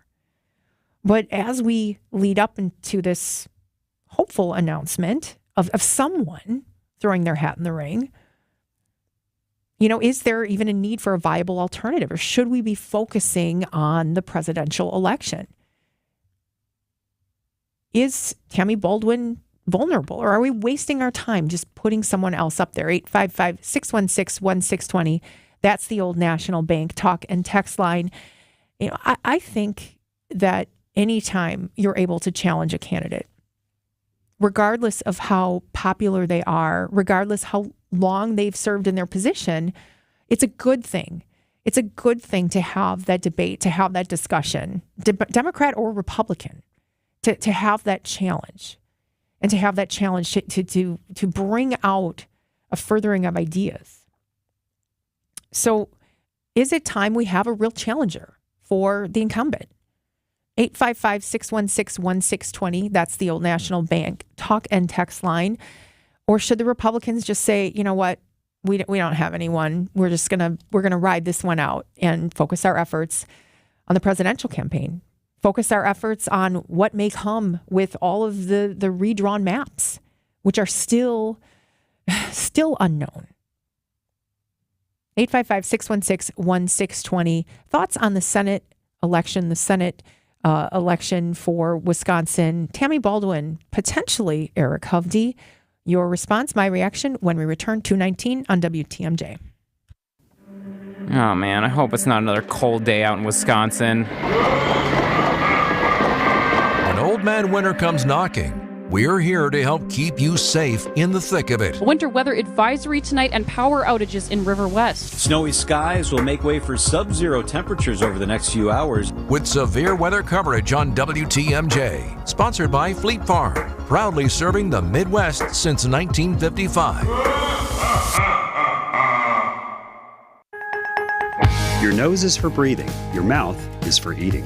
And if you're breathing through your mouth, it's not because your body wants to. It's because it has to, because your nose isn't working properly. And although you've lived like this, it's no way to live, and it's having a significant impact on your life. I know you know this, and I know that taking action isn't always convenient. But at Advent, we've done all we can to make changing your life for the better as easy as possible. I'm Dr. Madan Kandula. With tens of thousands of our patients, a thorough breathing triangle evaluation, along with a simple 20-minute in-office procedure called balloon sinuplasty, has opened their nasal passages, allowing them to breathe freely through their nose for good. And there's a good chance this procedure can do the same for you. We'll help you breathe through your nose again, and it will change your life. Go to AdventKnows.com to schedule your appointment, because Advent knows when you breathe well, you live better.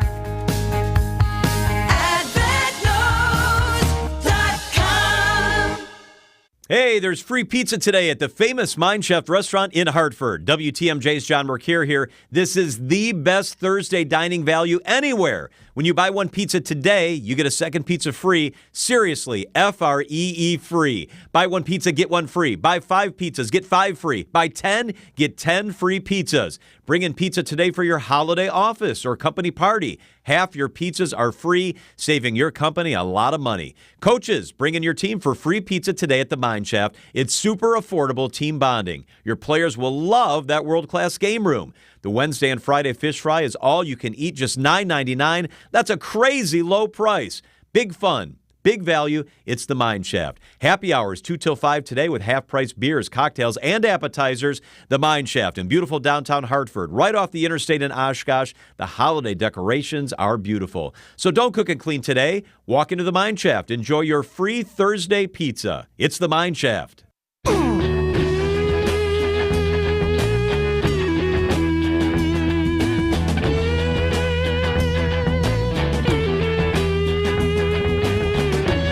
Welcome back on WTMJ. Talking a little bit about politics and the Senate, the election in November for potentially a new senator. Tammy Baldwin's term is up in the end of 2024, and this candidate has never lost an election.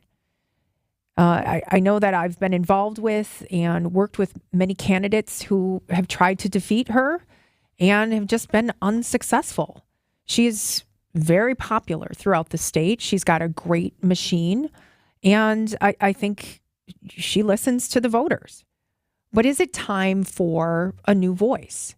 You know, we don't have term limits here in Wisconsin, and I'm not suggesting that 13 years in a position or 11 years in a position is too long, but you know, is it time for a new voice? And a gentleman by the name of Eric Hovde, who is expected to announce later in the year or early this year, the clock is ticking, to be the Republican challenger for Tammy Baldwin.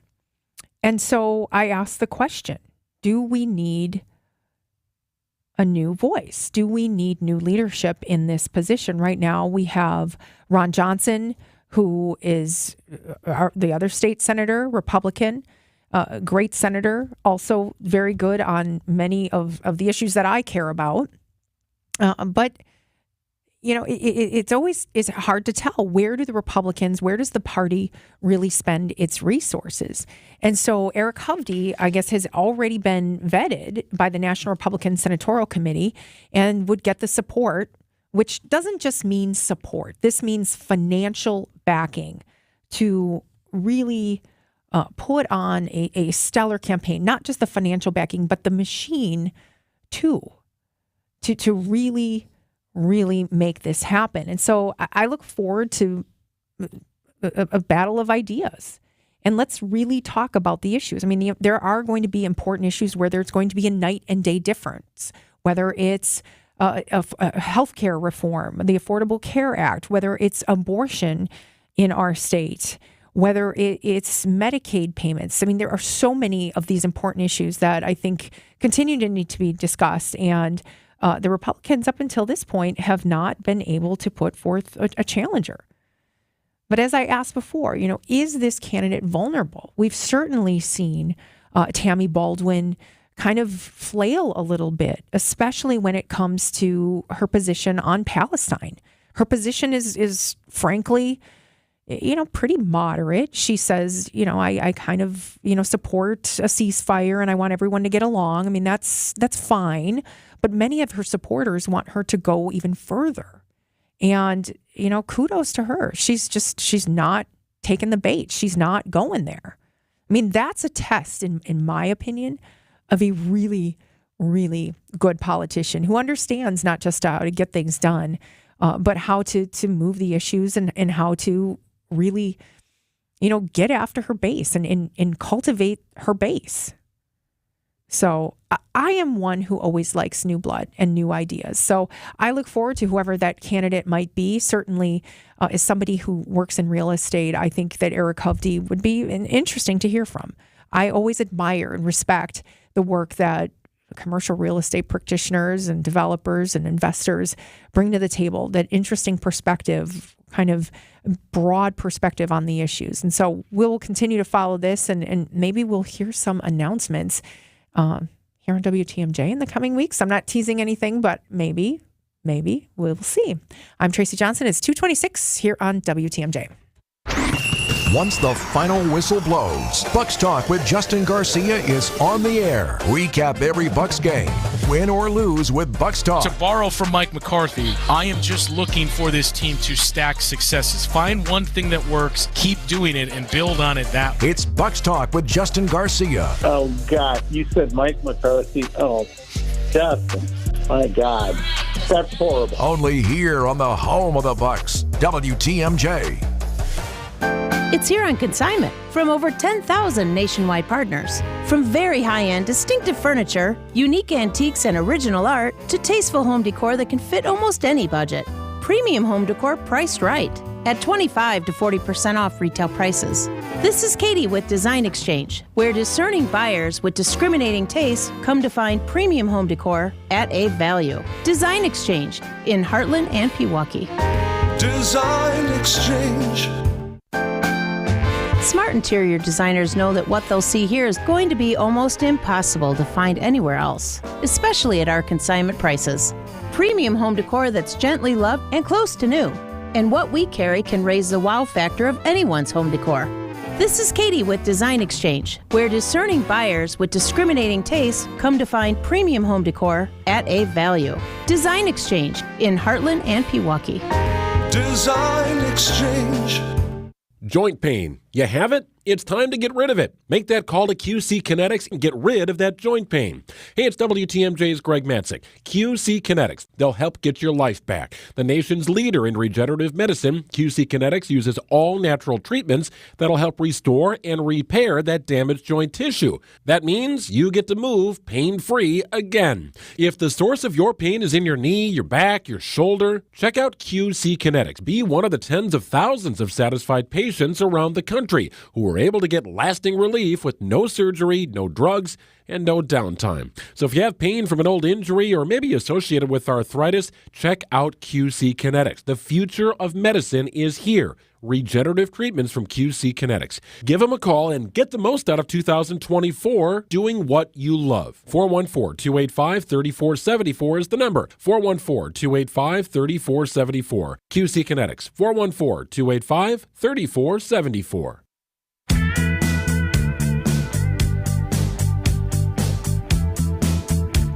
2:29 on WTMJ. Tracy Johnson in the big chair until 3 o'clock this afternoon with Aaron in the producer's booth. Thank you very much.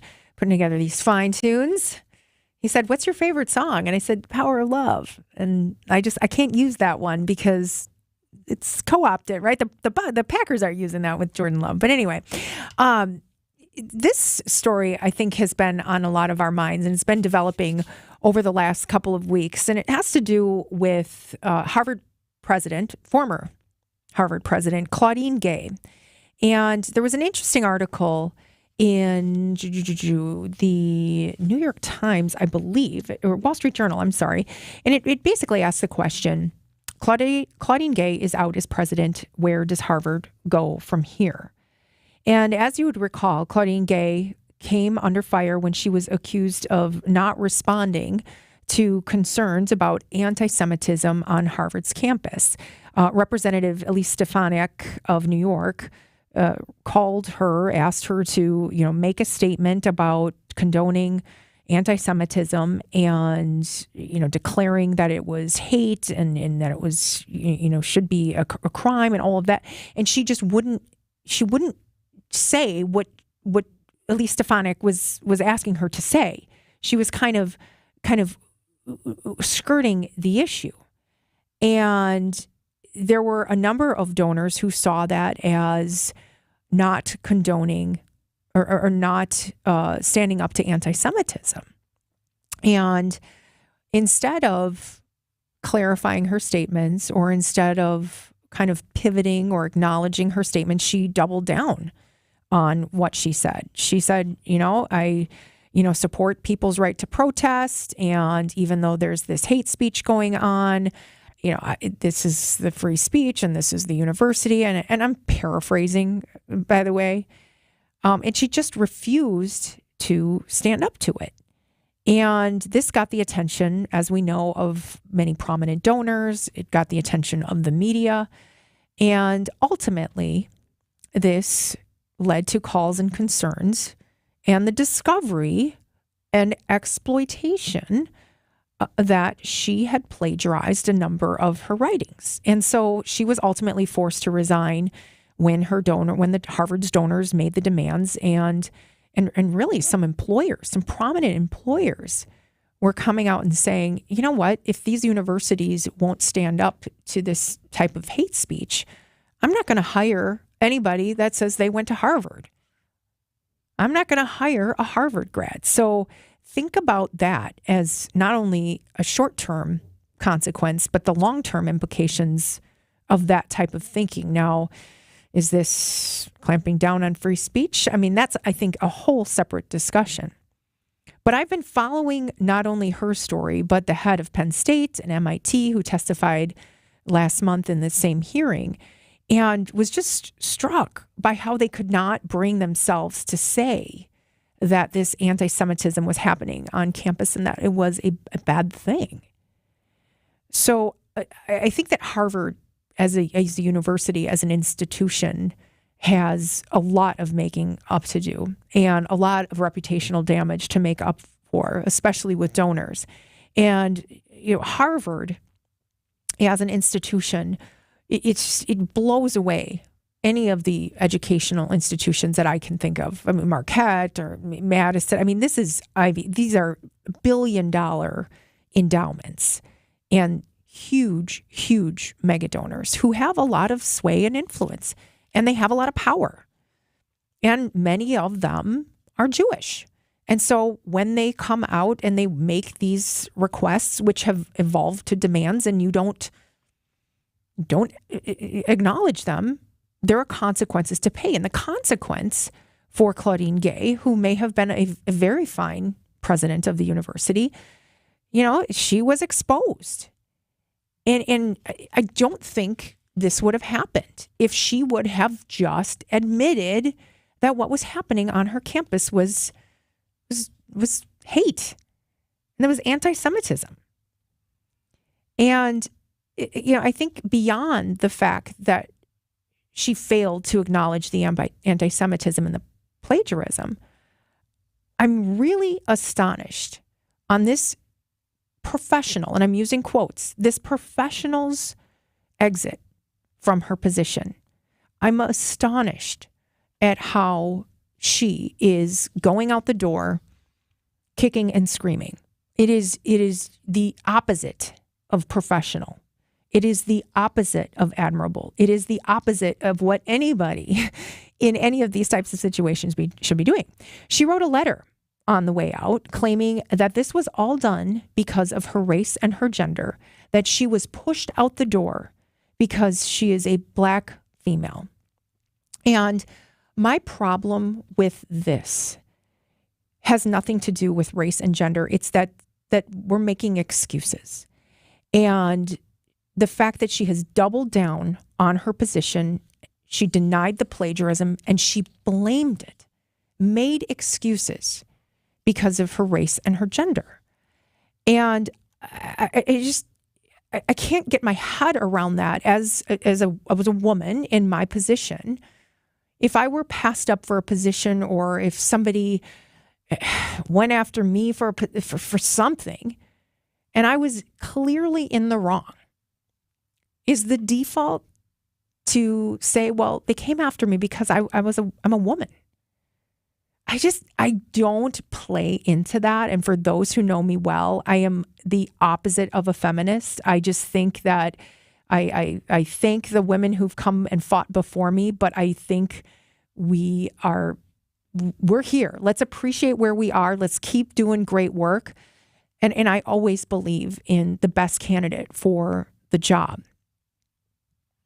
But this letter that the president wrote, Claudine Gay wrote on her way out, was just so disgusting and disturbing and made so many excuses. And I think pushed any sort of progress that women or women of color have made on this issue. And it has sent it screaming back. And the fact that this letter that she wrote and the sentiment was echoed across the media, I think is very disturbing. It's disgusting, and it's taking away from the real issue that this leader of Harvard University should be plagiarized, number one. And number two, the university stood behind her for so long, and they supported her when they knew that she had done this. That is what I find so disturbing about this entire situation. And I'm sure that they have a bunch of PR people behind the scenes running around saying, oh boy, if we could have done this differently, or how can we do this damage control? But I get news. It's going to be a while. Just ask Bud Light. Just ask retailers like Target. What do you have to do to get your reputation back? So her doubling down on excuses, I think, takes our eyes away from what the real issue is, which is that, plagiarism in our universities cannot be stood for. Anti-Semitism in our universities and across the country needs to be acknowledged and needs to be stopped. And we cannot back these people who are ethically flawed. So we've got a couple more university presidents that are kind of being quiet for now, but I think we're going to see some more heads roll. And I hope that they're not making excuses, and I hope that we get to the bottom of this. But Harvard is sticking to it, and I think you're going to see the donors fall away. They're going to have a lot of work to do. And my hope is that this certainly doesn't persist. Am I right? Am I being too hard on her? 855-616-1620. That's the old National Bank talk and text line. Or is it good riddance? Good riddance. Let's start a new chapter for Harvard University, for MIT, for Penn State, for all of these Ivy League schools that have basically stepped in it, in my opinion. 855-616-1620. It's 2:38. I'm Tracy Johnson here on WTMJ. Give the star in your life the brightest gift in the world. Name a star after them. This is Rocky Moselle with International Star Registry. For $59 and a call to 800-282-3333 or visit starregistry.com, you can name a star for birthdays, weddings, or even memorials. Over 45 years, we have named millions of stars for celebrities and individuals from around the world. The star you name will be recorded in book form in the U.S. Copyright Office. Visit starregistry.com or call 800-282-3333. Angie's List is now Angie, and we've heard a lot of theories about why. I thought it was an eco move. Fewer words, less paper. No, it was so you could say it faster. No, it's to be more iconic. Must be a tech thing. But those aren't quite right. It's because now you can compare upfront prices, book a service instantly, and even get your project handled from start to finish. Sounds easy. It is, and it makes us so much more than just a list. Get started at Angie.com. That's ANGI, or download the app today. It's the last resort that comes with a grueling and painful recovery. And from what I've been told, it never really feels quite natural. A total knee replacement may make the pain you're living with eventually go away, but it opens up a Pandora's box of other possible issues. And that's why surgeons who really do care will tell you, that it's a last resort. There are other surgeons who cry, "Replace! Replace!" But the physicians you'll find at Rejuvenex are primarily concerned with relief. And you may find out that the relief we give you helps so much so that you may not need to get that total knee replacement. This is Richard Salinas, registered nurse with Rejuvenex Arthritis Clinics. Our FDA-approved pain treatments aid inflammation and lubricate your joints. And in most cases, insurance has been shown to cover the costs. At Rejuvenex, we can alleviate your pain, and that'll rejuvenate your life. Alleviate your pain, rejuvenate your life. Go to rejuvenex.com to request your appointment.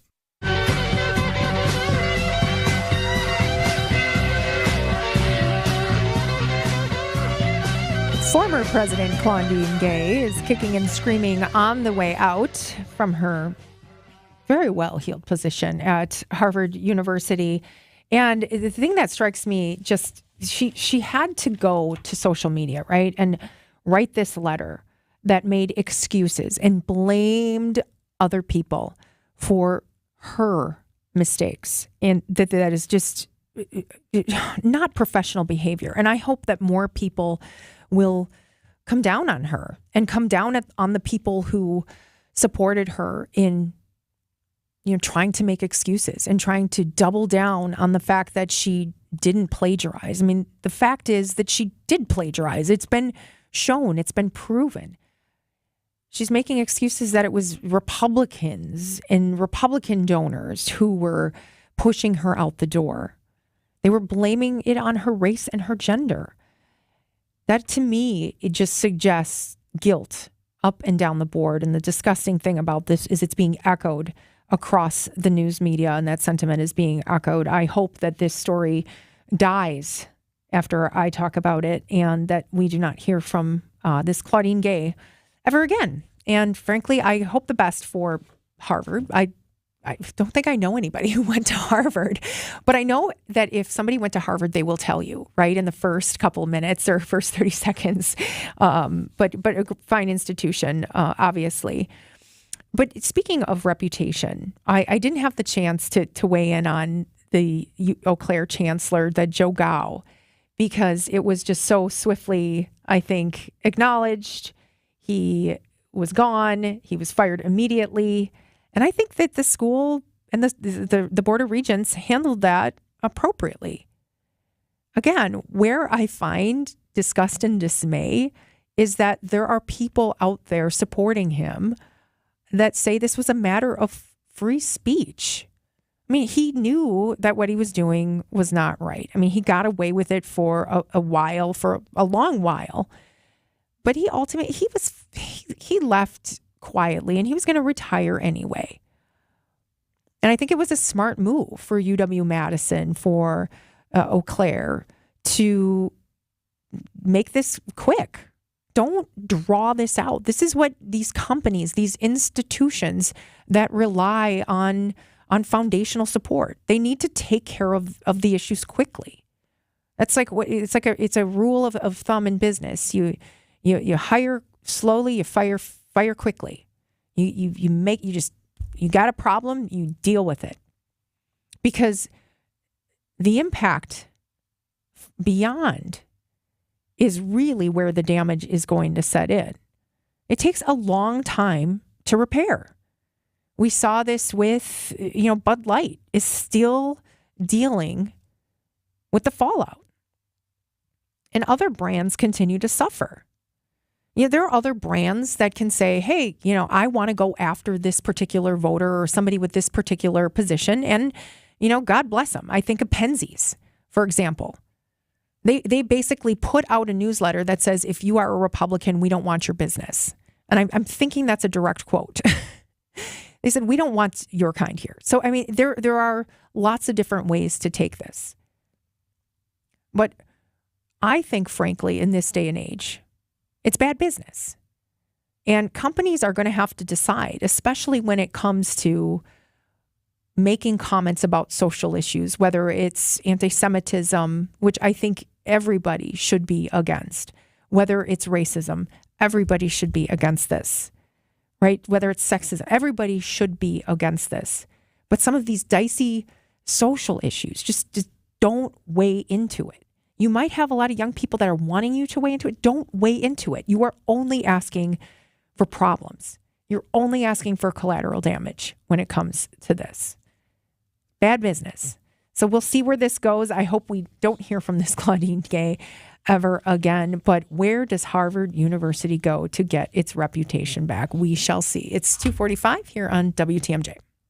AccuNet Mortgage is an equal housing lender. NMLS ID 255368. Flimsy, feeble, flaccid. That's how you can describe most pre-approval letters these days. Heck, a lot of big banks issue pre-approval letters using soft credit pulls instead of real credit reports. Do you really want to compete in today's still low inventory market with a soft credit pull and a pre-approval that's silent on 2 of the 3 critical elements of a mortgage approval? A rock-solid guaranteed pre-approval from AccuNet not only verifies your credit with a real credit report, we also verify your income and down payment, and then issue a letter with a $2,000 guarantee to back it up. And now, AccuNet is issuing property-specific pre-approvals that often come with this sweet phrase: no appraisal required. That's right, AccuNet may be able to issue your pre-approval at or above the seller's asking price without needing an appraisal. Today's home market is still a metaphorical knife fight. Your bank is offering you, well, a pocket knife. AccuNet is Crocodile Dundee. Now that's a knife, mate. Click on the blue button today at accunet.com. Hey, Wisconsin, Greg Matzik here for Holiday Automotive in Fond du Lac, where the New Year's sale is on. Hey, is there a new Chevrolet, Buick, or GMC in your future? Connect with Holiday for enticing offers, more selection, get more for your trade, and take to the roads this winter and beyond with confidence. Hey, another great option? Check out a GM certified pre-owned model. Enjoy peace of mind benefits like 2 factory-backed warranties, scheduled maintenance, courtesy transportation, and roadside assistance all included. Driving a GM certified vehicle from Holiday is a no-brainer.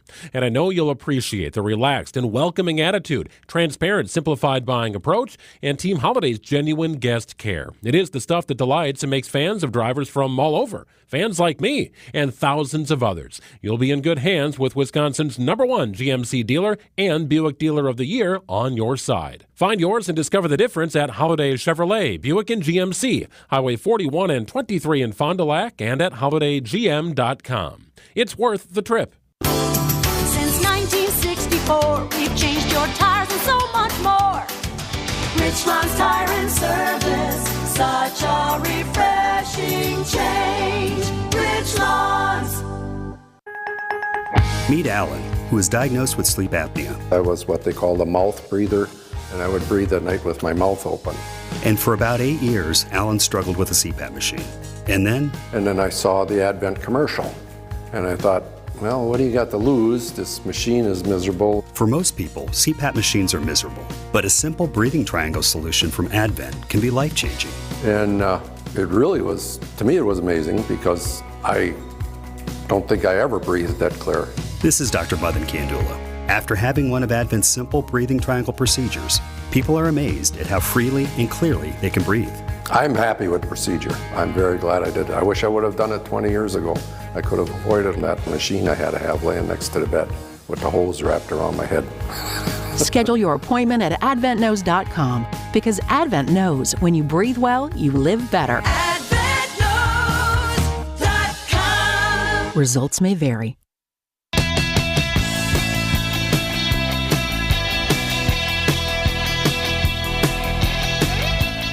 2:49 on WTMJ. Thank you so much for being with us today. We covered a lot of ground. We had some serious topics there. Woo!